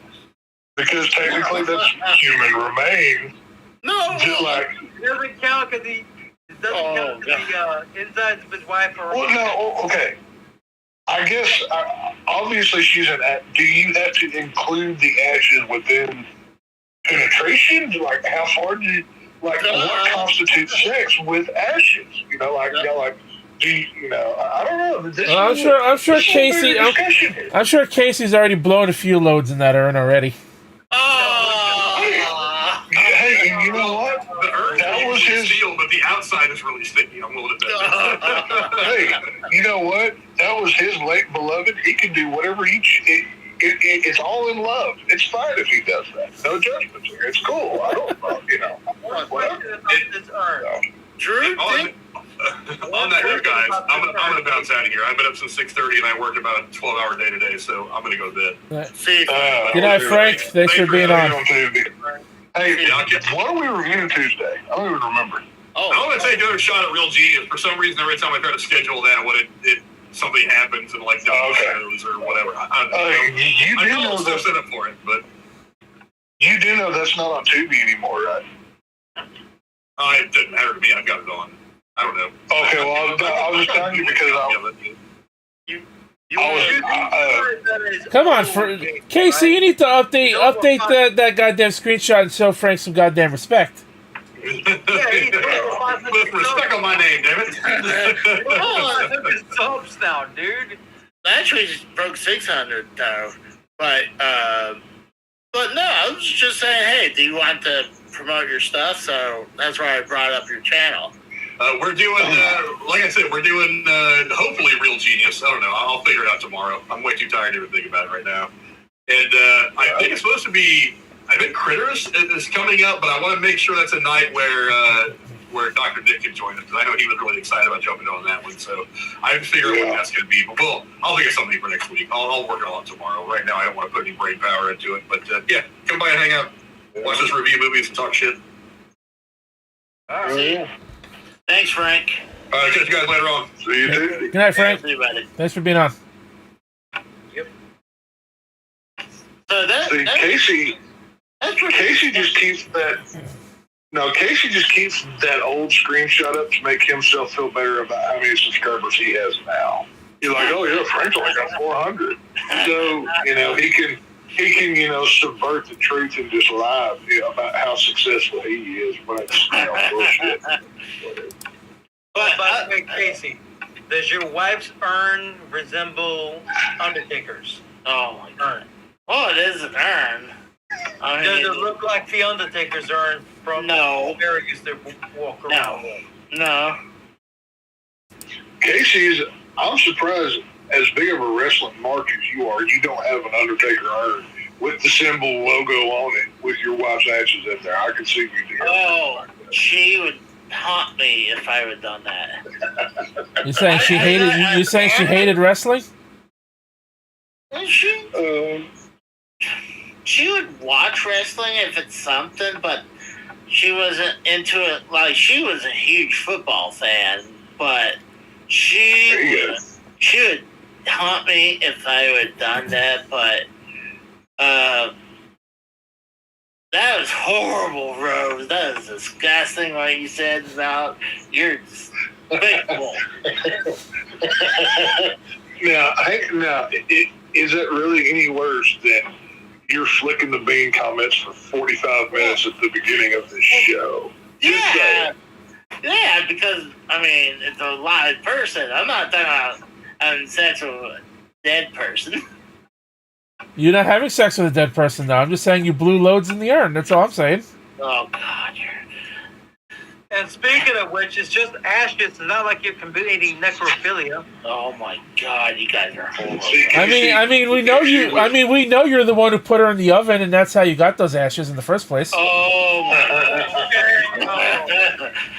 But in all seriousness, there was actually like this one story I heard about this woman who went to find out why she had a rash on her chest and arms, and then when she went to the doctor, the only way she could have gotten that rash is if one of her partners was fucking dead bodies or fucking animals. Oh my God! That's disgusting, dude. That's a winner.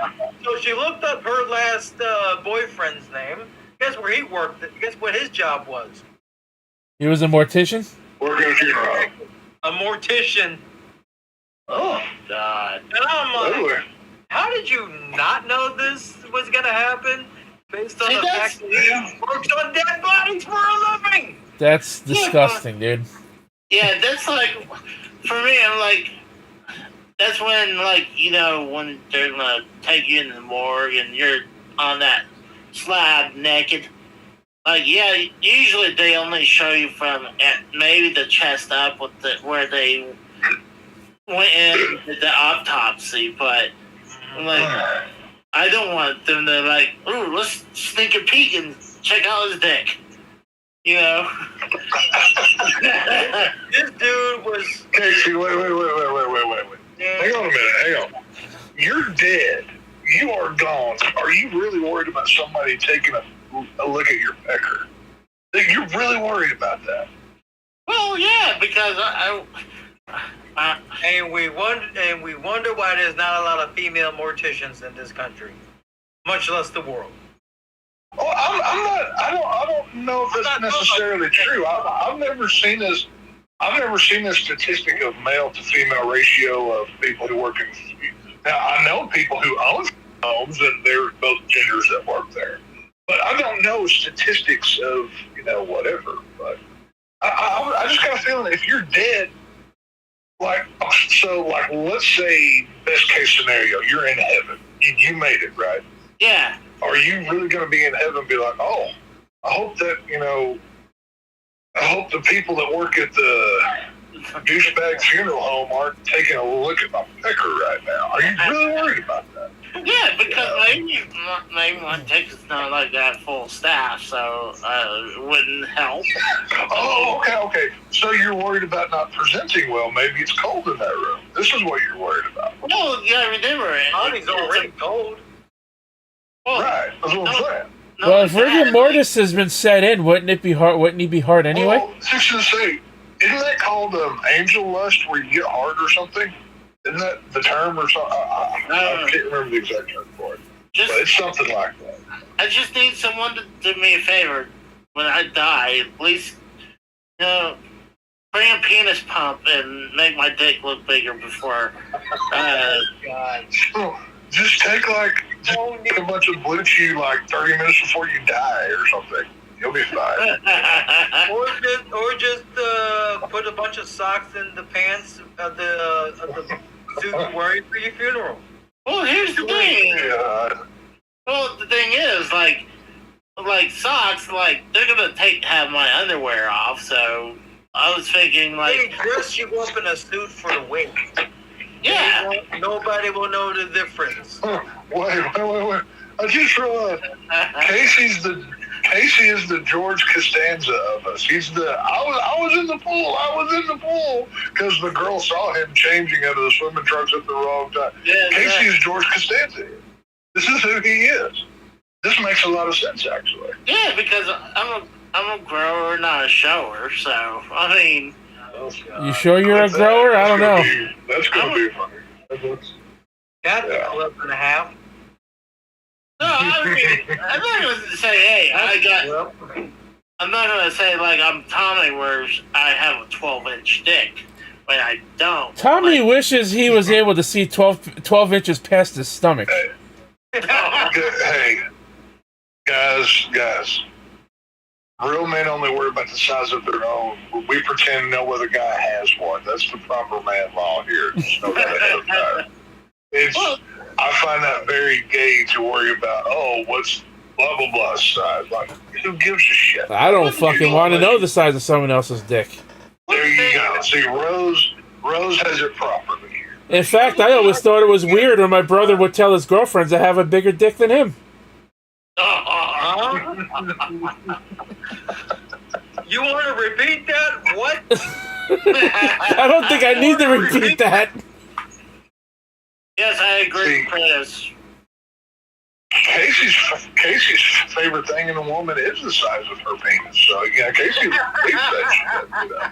Well, I mean, he can't get enough. well, I see them where they have like a tiny little thing on top of the pussy. I mean, it looks like a tiny wiener, and I flick it. Oh, Jesus. The bean because you like food, right? Because you're hungry at the same time. Exactly. Yeah, there you go. Okay, are you sure you're not thinking anything about that cock popsicle you had a couple years ago? Oh God. I think he needs. Yeah, I think he wants another lollipop. Hang on, wait a minute, Casey. Did you ever watch the China porno back in the day? Yes. This explains it right here. I had a feeling. He's seen China naked with her just disgusting looking vagina, and that imprinted in his mind. This is why he has. Well, I was curious. I mean, I've never even seen that shit. I have, and it did nothing for me. China had a, let's say, very large, overly large clit, to say the least. This is why Casey has the stance that he does. Oh, Jesus. What you have terminal, I don't think we can save you. I think you may be lost. Well, thank God I never saw this porno then. Jesus Christ. well, I mean, we always made fun of the Sunny porno when she farted in there, like especially when it was a big time porno company. I think it was Vivid. You figure Vivid would have edited that part out. Like, I'm sure Sonny didn't care as long as he was finger banged by Casey loves wrestling so much, he even requires his pornography to have a wrestling connection. This is how big of a wrestling fan he is, Jesus Christ. well, I mean, I bet Sonny wouldn't care as long as it was Shawn Michaels finger banging her on the set. yeah, but you figure, hey, you're buying a porno from Vivid, and you figure, hey, this is probably going to be the top-notch porno, and then one of them, the woman farts in there. You figure, hey, they would edit that part out. Why would they edit that out? Farting is a fetish, Yeah, if they would have like a video just like that, but if it's just a random. We have learned so much about Casey Israel tonight. Oh, Lord. I mean, are you shocked? No. I can honestly say no. I mean, surprised, maybe a little, but shocked, no. I'll tell you what, though. The craziest. I guarantee you, Casey watched at least half of Tracy Lord's catalog before she turned 18. Who? Tracy Lord, the one like porn star that became famous for doing over 40 films before the age of 18. How would he even watch those? Because that wouldn't even be legal to put on the internet. Oh, let's just say like all the companies got in trouble and had to pull them from their fucking shelves at the time. Right, so that's what I'm saying. How would he wouldn't be able to watch them now? Before 18, no, that's not okay. I mean, Casey does own that game that's called the Guy Game that has an underage girl showing her tits in it, so... She actually admitted after she turned 18 that she wasn't really 18 when she did those films initially. On. So that's why they were all pulled from the shelves. These were when VHS tapes were still around for the porn business. So that's long before the internet was able to even get a hold of them. Yeah. But Rose, it's not illegal for me to have that, even though it's and plus it's not like, hey, I'm gonna try to locate where this certain person flashes her tits. Like, one, I don't know who it is. Two, the game is horrible. Like the only reason I have that game on both PS2 and Xbox. So he has 2 copies of it, guys. You heard him admit it. God. That because it's getting rare and expensive. That's why. Well, I'll say this. That's no excuse to have child porn. You know, there's the weirdos out there in the world. There's only one Casey Israel, by God. He's his own brand of weirdo, and he can know what a clitoris is. Well, allegedly. Still don't know if he's ever seen one or not. But he can see it in word form, and it blows his mind. Oh my God! I got Google word clitoris. You think they'll let me bring that up on here? Oh, I'm sure you Googled many things. You'll get kicked off of YouTube. You'll get us both kicked off of YouTube, and then I'll kick your ass.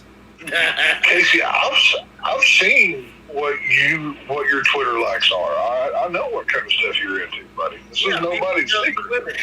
So, That's true. Granted, people can't say that I hit the likes on them anymore because I was sick of getting people who were saying, "Oh, Casey, I don't want to see that." So that's why you do what I did after I got lambasted for liking and commenting on that OnlyFans girl for so many fucking times. Create yourself a private account and keep it over there. Casey's so Jewish, he'll follow an OnlyFans girl on Twitter, but just only look at her free stuff. He won't pay her anything. He'll only get her free stuff. Most of Amber's catalog is on a bunch of websites I know of. From her. I never found her vagina figure. I was going to try one, but I never found one. It was only sold in like a certain country, I believe. Sold in a certain country. Yeah, I was gonna, cause like I remember I talked with y'all on one of those football shows that was one of the stories, and like I looked and I could never find any, so I was kind of let down. But it was her vaginal yeast, if I remember. Well, there's alcohol in it. It kills all the bad stuff. It's fine. Yeah, still though, like that's like, hey, anyone wants some Casey Israel dick juice alcohol? You made that joke on the fucking episode. What are you talking about?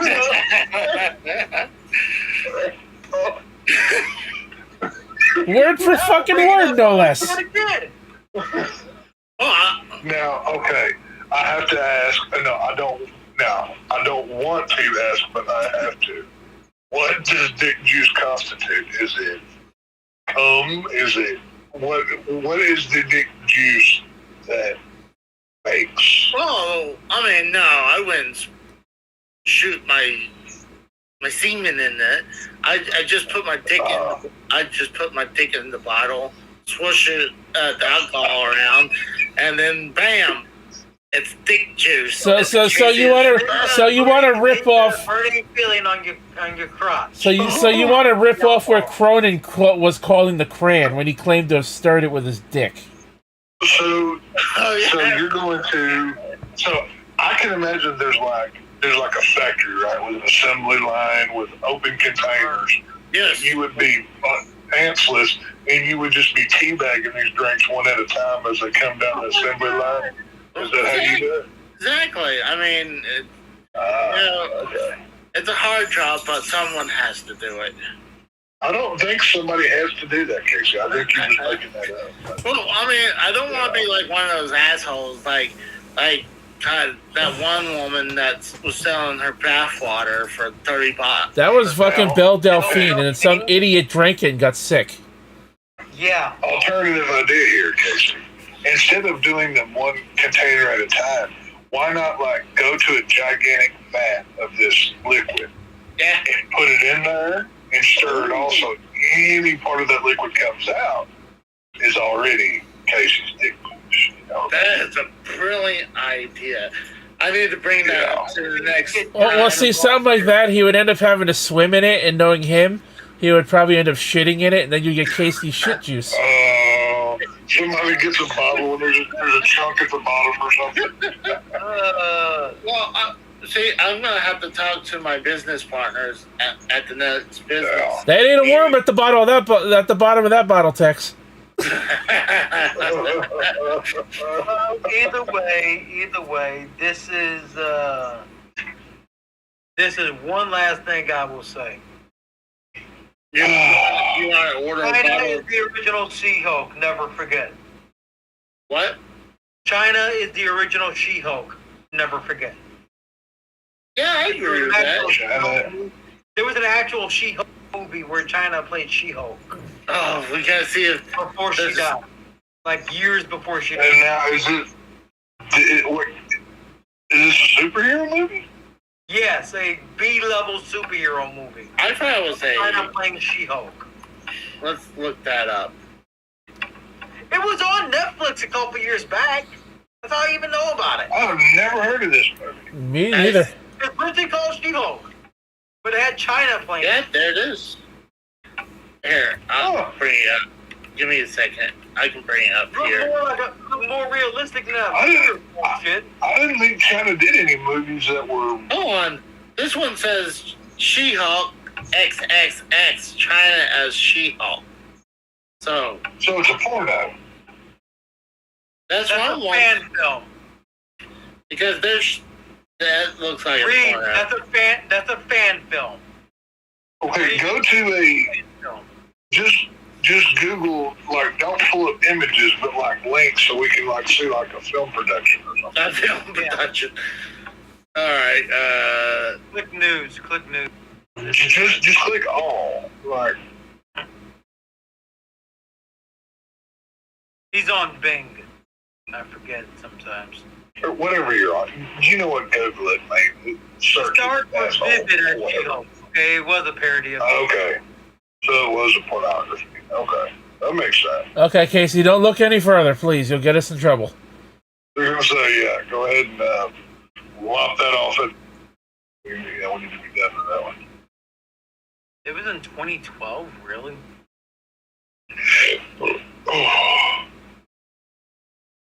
Oh, well. Whatever.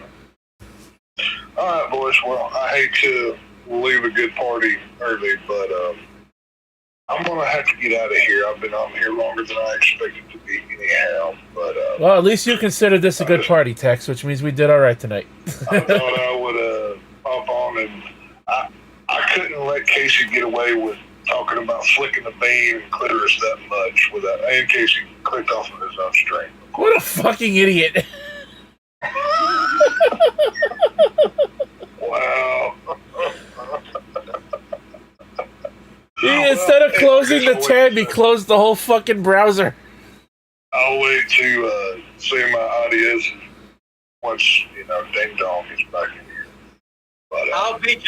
beat you to it. I'm out anyway. I got work in the morning.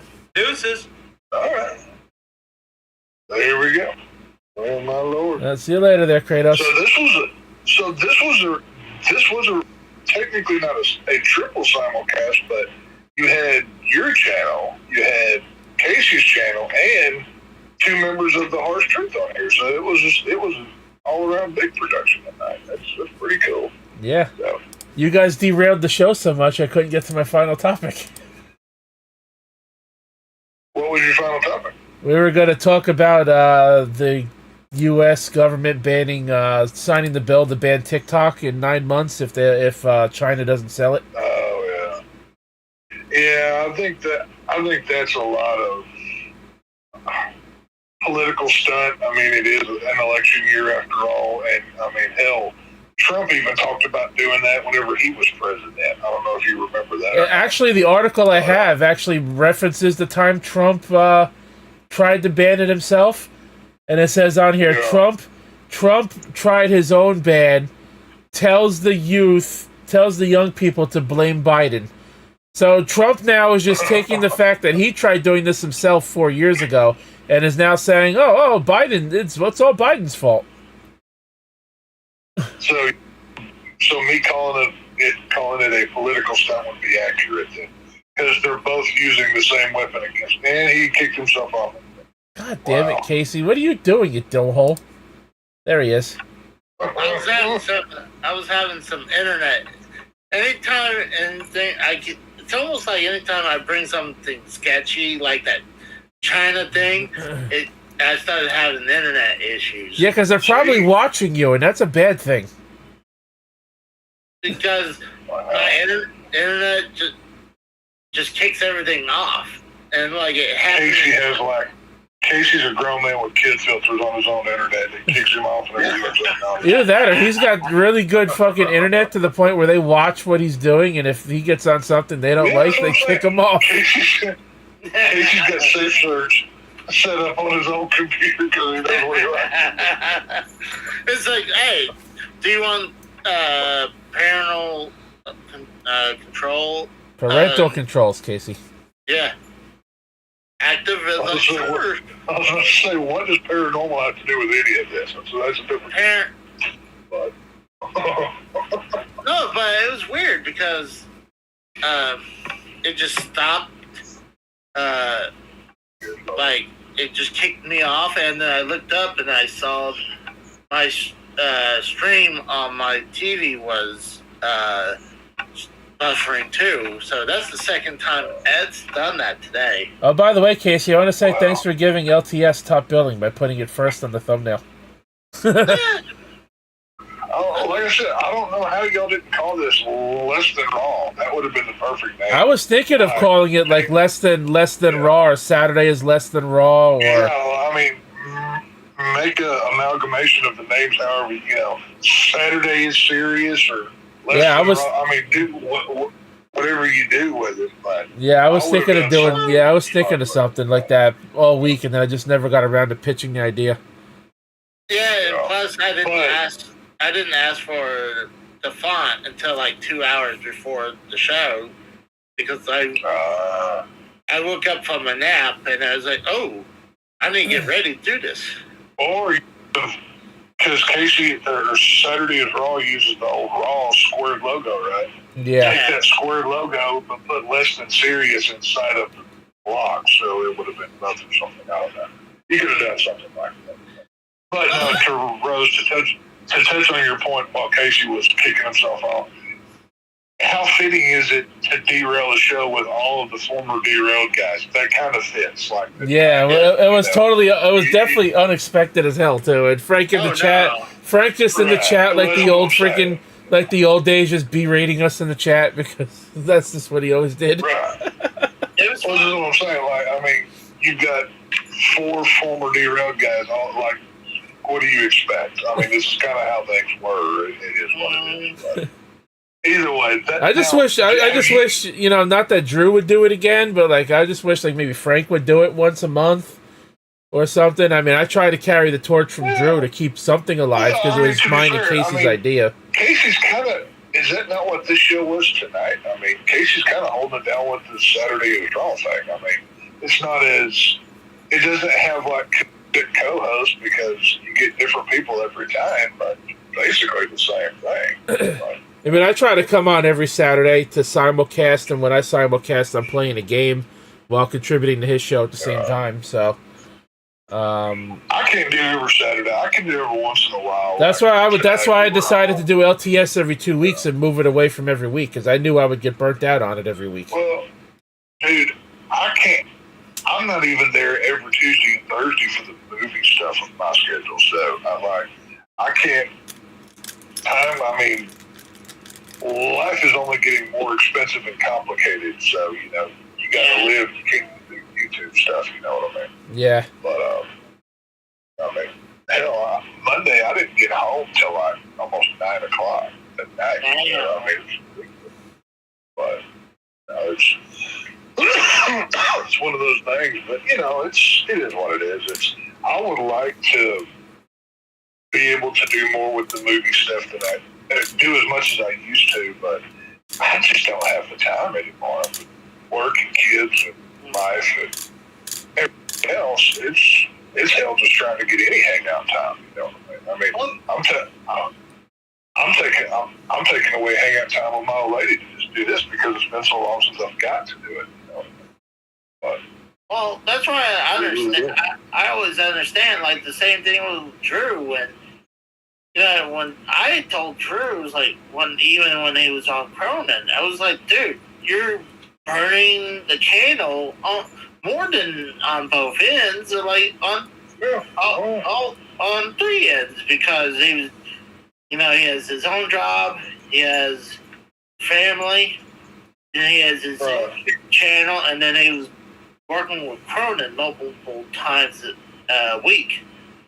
Well, yeah, I look at it this way. I mean, I've got my woman, 3 kids, multiple animals, work I've got to deal with. I'm not special. I'm not the only one with responsibilities. We all have stuff we have to handle. But it doesn't help anything that groceries are twice as much as they used to be. Yeah. Bills, it's just And then I heard that the government is working on another $6 billion package for the Ukraine. And I'm like, I told my mom the other day.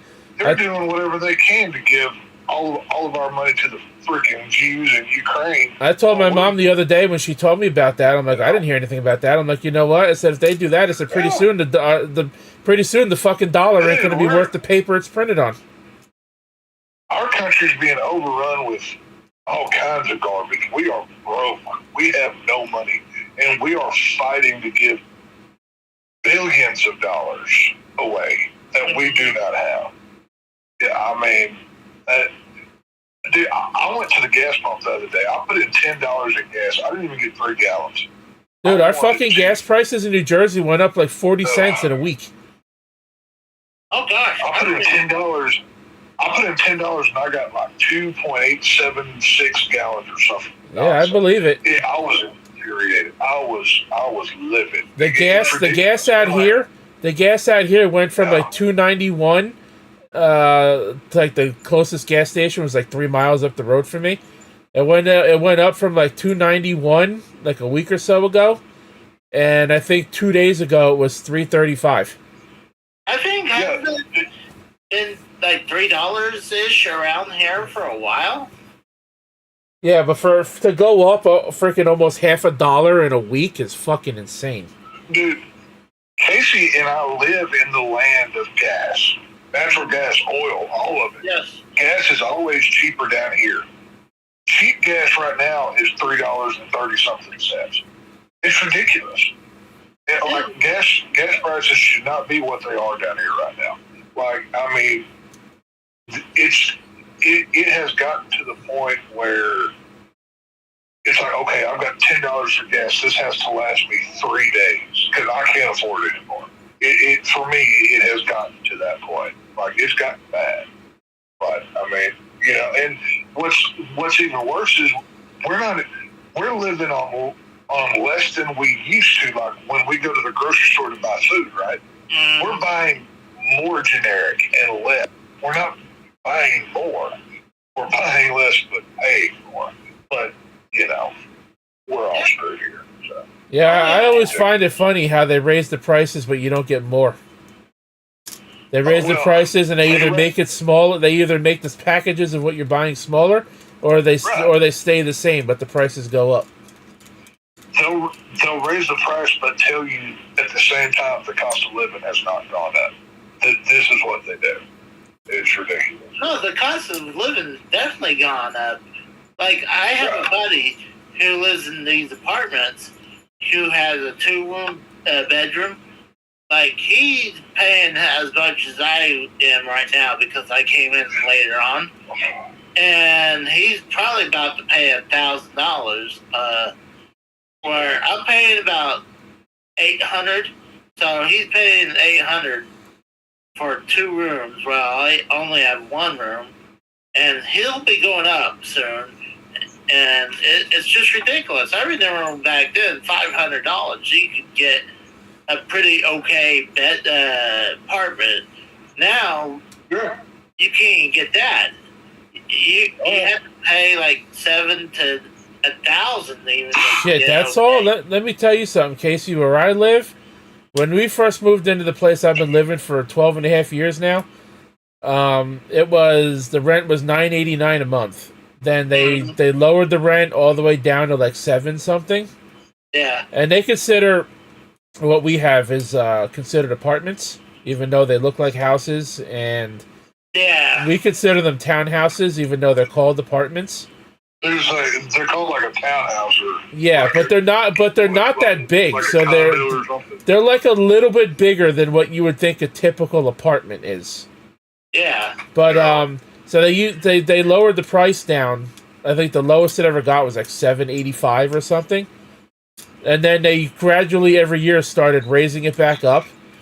What I'm paying for rent now is $1,000 a month.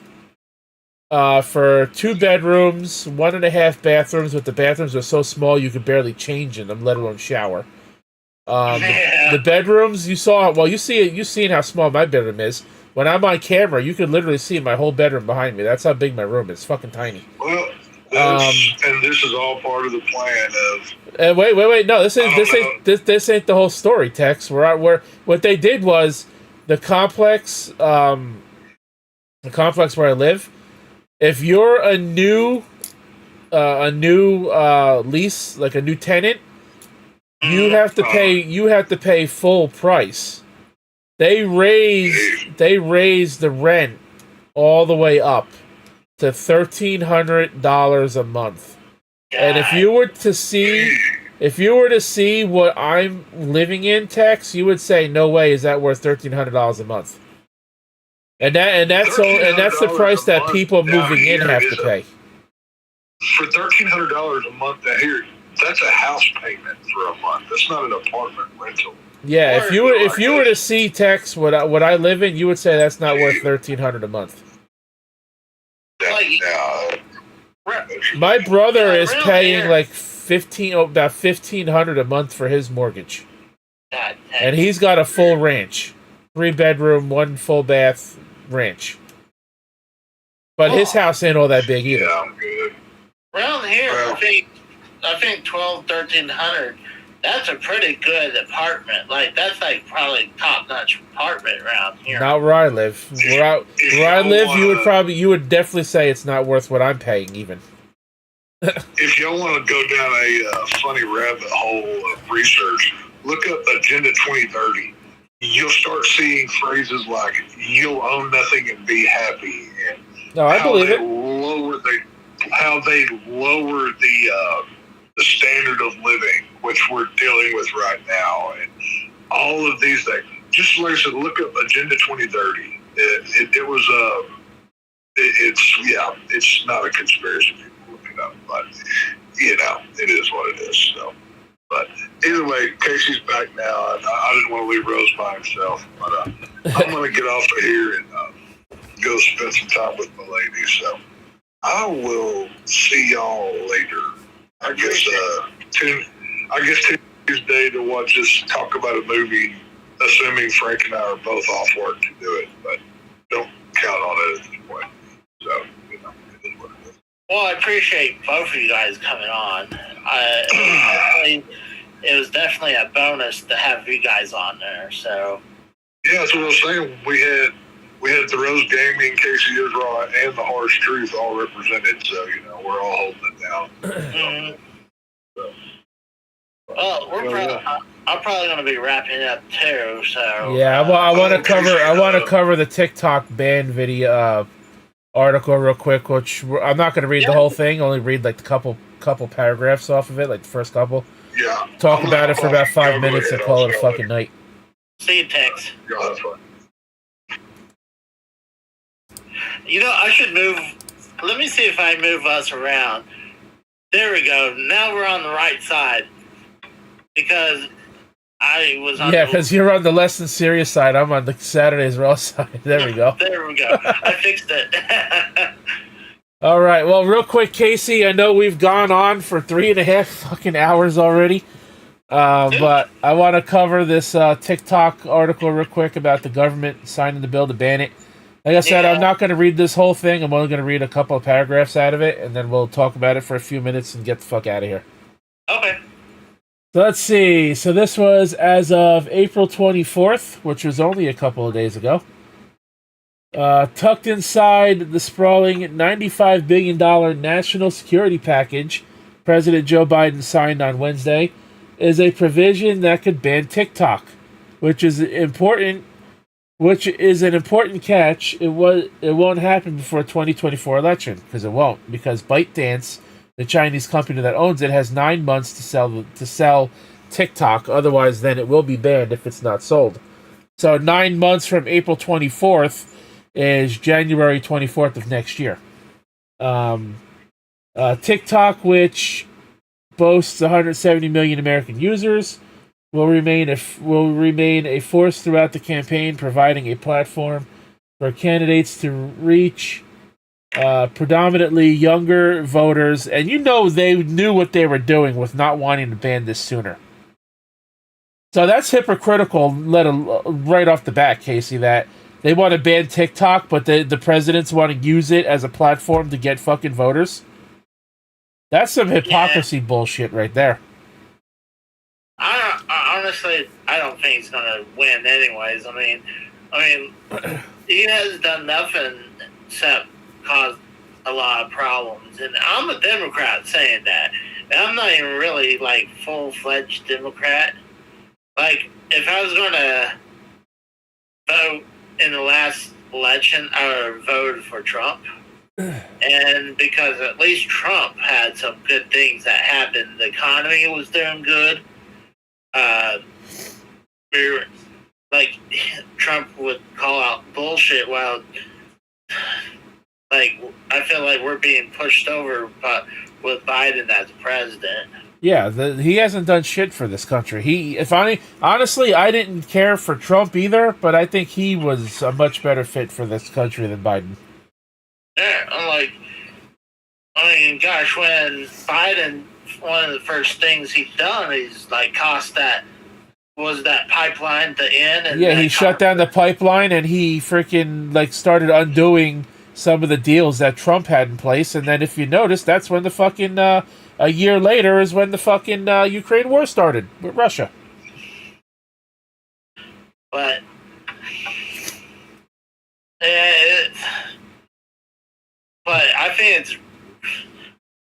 I think they'll probably definitely want to sell it off, because if they would have America drop off and ban completely, that's a huge chunk of their user base.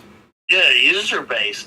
I mean, then they would, and there's some countries I heard that already banned them already. Yeah, I think India did, I believe. And India's a huge country too. Yeah, they have a lot of people. I think, don't they have? I know China has over 1 billion people. China has over 2 billion people. India has over 1 billion. I think India is 1.4 billion population. Oh, okay. So that's a ton of people right there, right? So it would be another death blow if they don't they don't sell off. I mean, they might gain it. Let's say a company in America buys it, they might get some of those, like India might unban it because of that, you know? Right. But this says the new legislation provides 9 months for TikTok's Beijing-based parent company ByteDance to sell it or face a nationwide prohibition in the United States. The president can grant a one-time extension of 90 days, which would then give them 10.5 months to sell it, bringing the timeline to sell to 1 year. 90 days, I'm sorry. That's 3 more months, so 1 year. If he grants the extra 90 days. yeah, If he certifies that there's a path to divestiture, yeah, and significant progress towards executing it. Even without the extension, the earliest a ban could start is January 2025.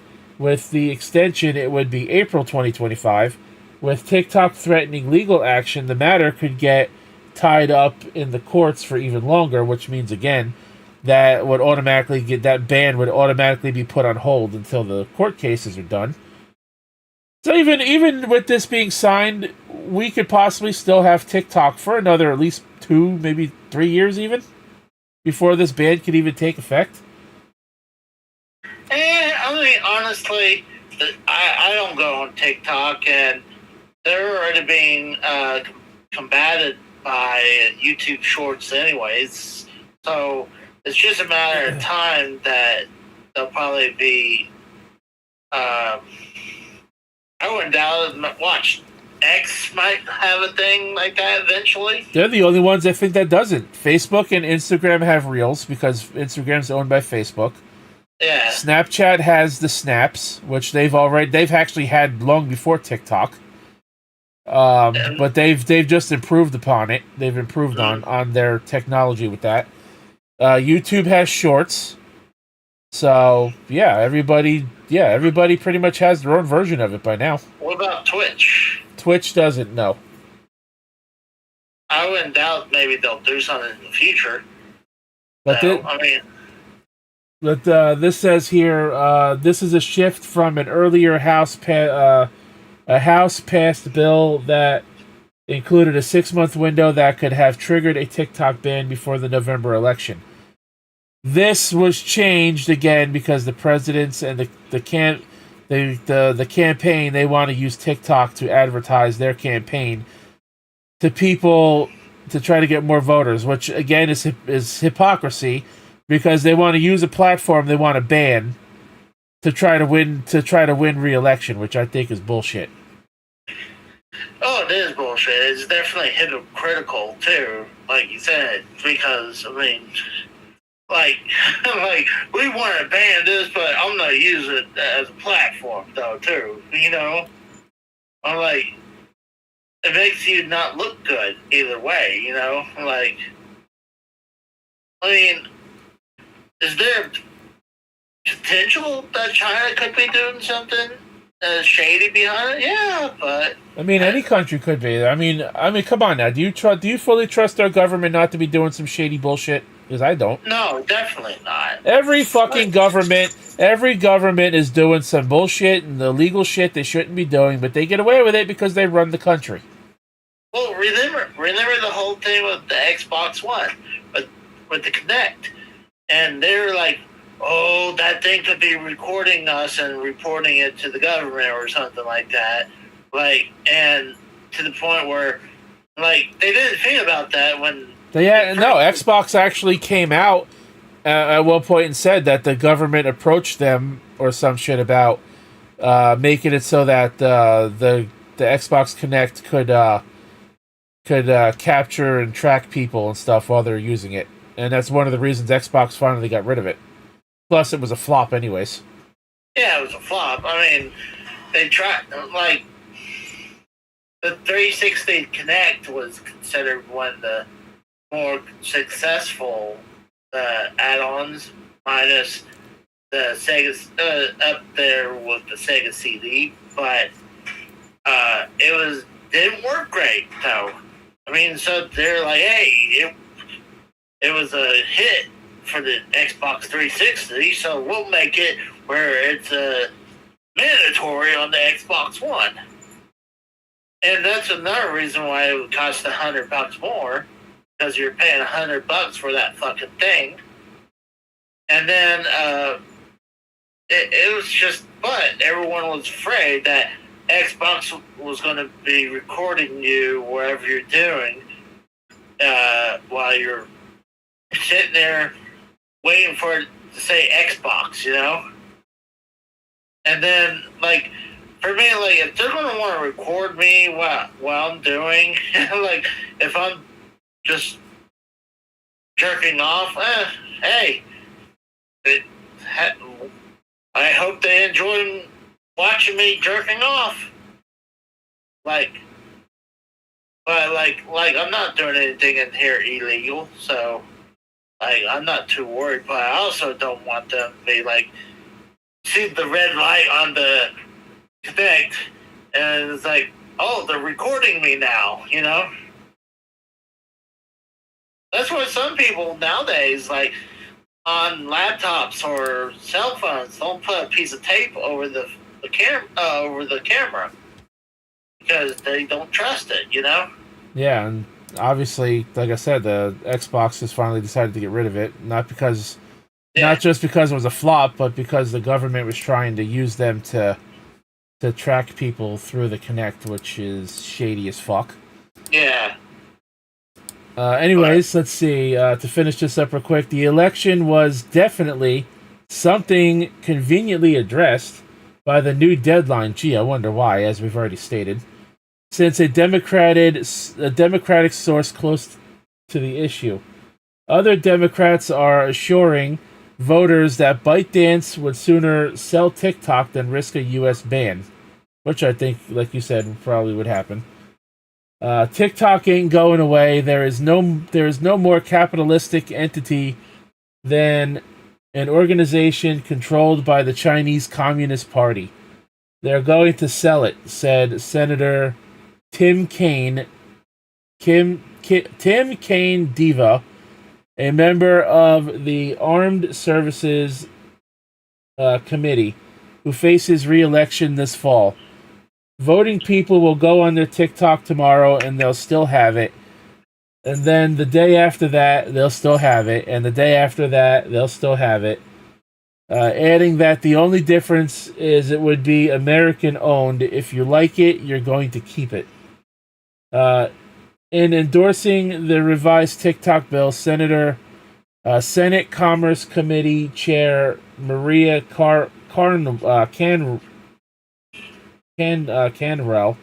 D. Walsh said that extending ByteDance's divestment period, which she called her recommendation, would help ensure there was enough time for a new buyer to get a deal done.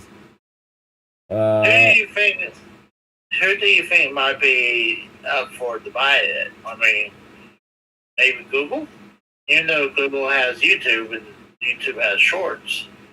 I mean, like I said, so does Facebook, and I don't think Snapchat will buy it. I don't think Google will buy it because they already run their own thing with YouTube Shorts. So I don't think they'll buy it. No, but then again, I'm like, how popular is YouTube Shorts? I see fucking YouTube Shorts literally being recommended to me every day. So people do make them like every day. Yeah, but honestly, people. It's getting to the point where Shorts are actually getting more views now than regular fucking full-fledged video content is.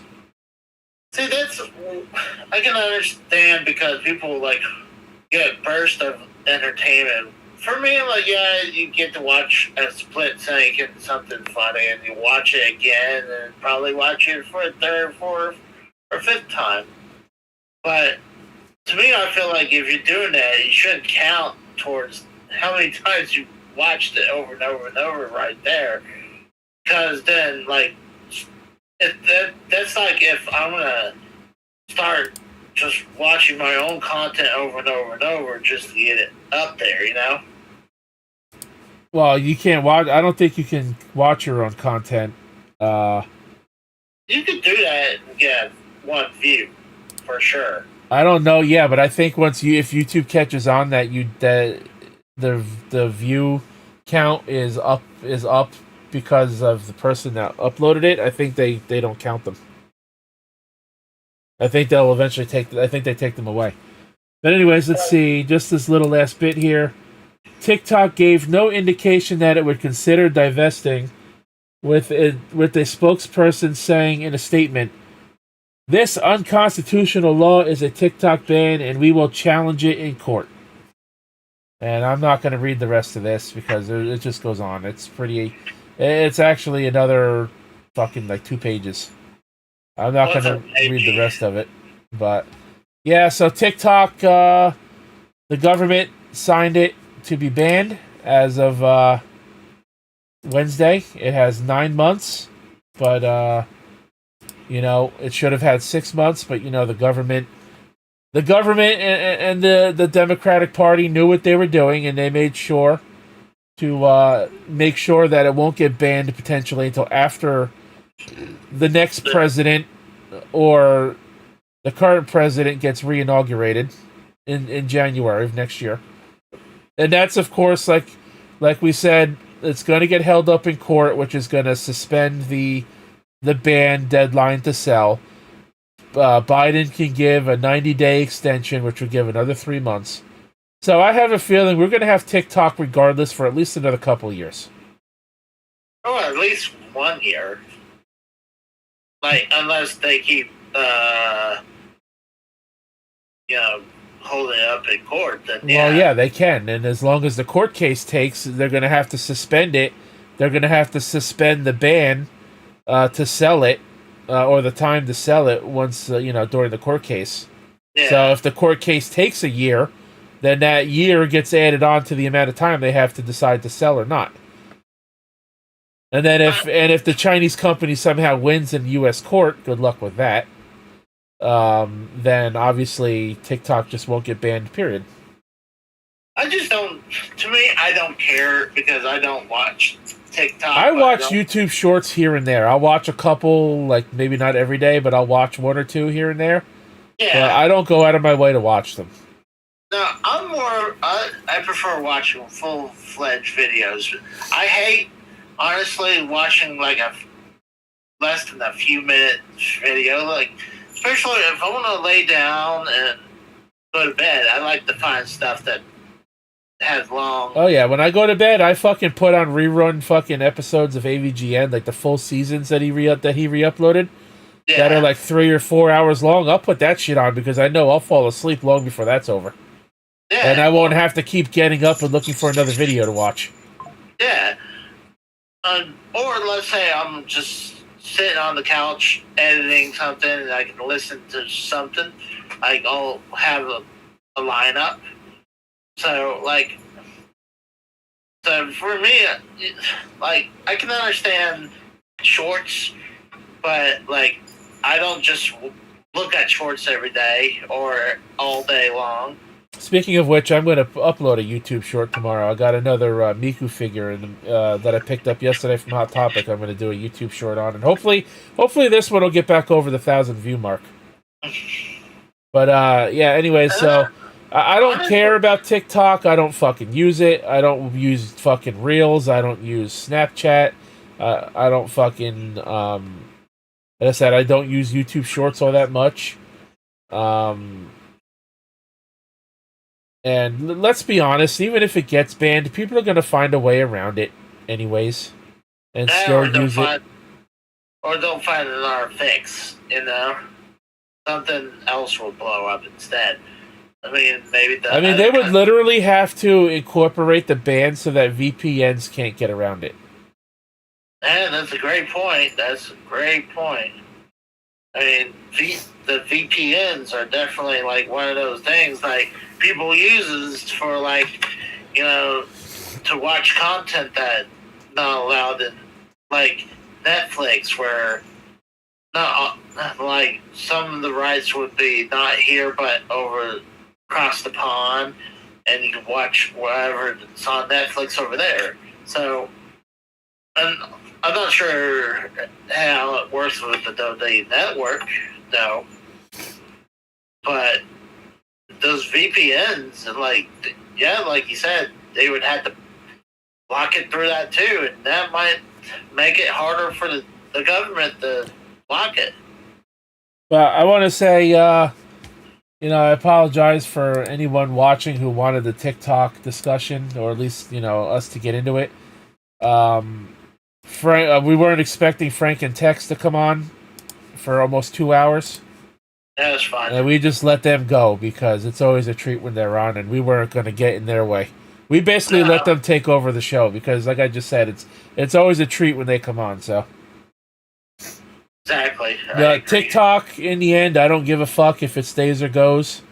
Like I said, people are going to find a way around a ban to use it anyway. Yep, I agree. And I think it's very scummy that the fucking government wants to ban something, but use it as part of their election campaign at the same time. I think that's bullshit. Yeah, especially when he has TikTok of his own. Like you figure, if he's so against it, then why is there a yeah, the TikTok? Chinese government could be collecting data on the president himself for having his own TikTok. How about that? Yeah, but honestly, do you think he's actually running that? Fuck no. He can't even fucking barely run himself to the fucking toilet every day. Let alone run a fucking internet page. I'm sure he has, a assistant. Hey, I want you to put my name on all these social media sites. And put some of these clips on those short videos. You know what to do. And just say that you're me, Well, that's the discussion, a little discussion on TikTok. We're getting tired. We're about 4 hours into this fucking show.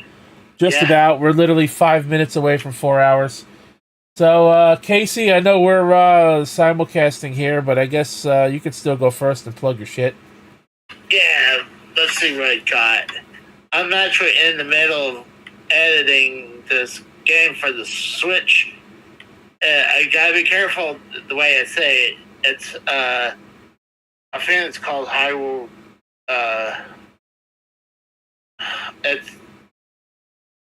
it's the Negro Dancer. Oh, Necro Dancer.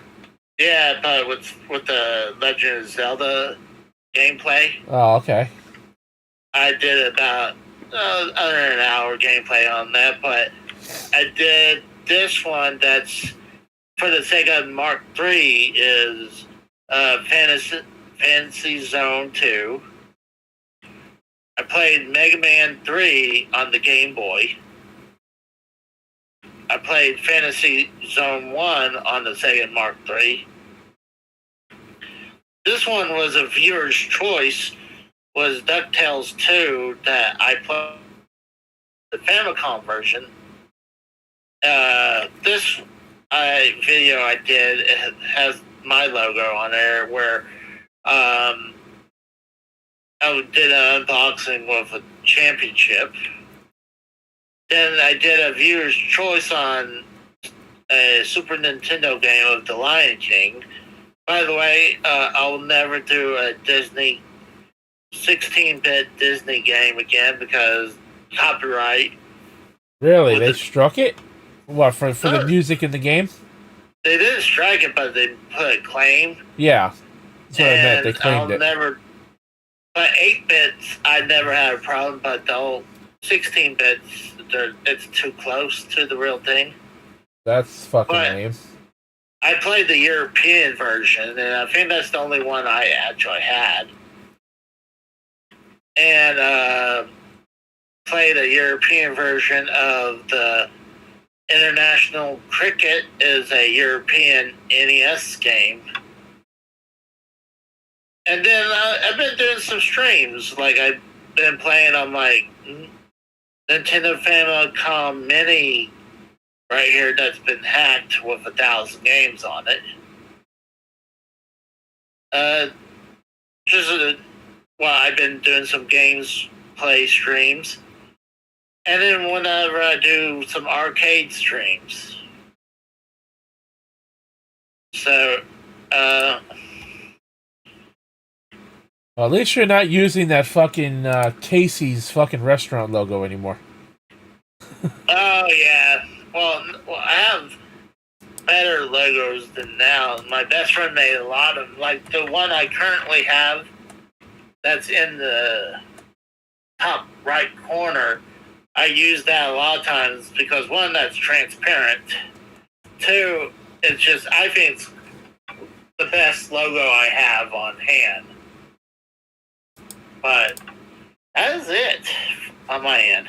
All right. Well, as for me, I checked out a stream I did the other night where I finally tried Honkai Star Rail, which is the free-to-play action. Well, not action. It's an adventure turn-based RPG. I've been interested in it for a while. Finally decided to give it a shot.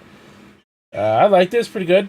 I have 721 subs now, by the way. We have... Yesterday, I finished the Pokemon Crystal ROM hack of Pokemon Crystal Legacy. I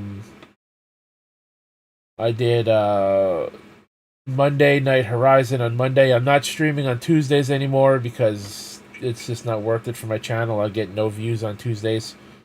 What you call it? Wednesday, I streamed. Didn't do too well. I did alright, but Thursday's when I did the Honkai Star Rail. Obviously, we're doing Less Than Serious now. The next episode of Less Than Serious is slated to be Sunday, May the 12th, which will be episode 92 of Less Than Serious. This coming Monday, with Sosi and myself, will be Forza Horizon 5 week number 15 together. For Monday Night Horizon, so look out for that. And like I said, I'm going to do a YouTube short of one of the new Miku figures I got in the mail. Not in the mail. I picked it up. I got it from Hot Topic, and I also uploaded a video. I unboxed. I opened up 2 Pokemon bundle boxes for Iron Valiant and Roaring Moon EX from the Pokemon Scarlet and Violet game. So, yeah, like I said, come to the channel and whatnot. There's always something there. I think I have a little bit of something for everybody. That being said, you can also check out Derailed Gaming Live. You got OCRP, GTA 5 roleplay videos and live streams over there on the channel. Follow me, of course, on Twitch and YouTube. Subscribe to the channels, especially Twitch, if you're not already. Greatly appreciate it. And I like to say, if you use Twitch Prime, it don't cost you a dime, and I get paid for it at the same time. Oh, nice. It's a good deal. Oh, by the way, it's a win-win situation. Talk about Drew. He did a raid on me the other night. Yeah, he raided me. He raided me twice this week too. So that's cool. Like anything, I got 2 subs from him, so I was happy about that. Yeah, so check him out. All the links that are on my channel are down below. Twitter is there too, so you know where to go live and upload a video. You could also find Casey on Twitter at CaseyIsRaw. And with that being said, guys, I think we're gonna get the fuck out of here because we've been live for 4 hours, and I'm starting to get a little tired. Yeah, I'm going. When I'm hunching over my recliner, I'm getting tired. Why watch a normal boring walkthrough yawn when you can shake things up with live interactive gaming? You can tell that's old because I think he might change that because he doesn't do the interactive gaming anymore. True. Yeah. Well, anyways, guys, for Casey is Raw, my name is The Rose. Until next time, have a good night, everybody. And we'll catch your ass down the road.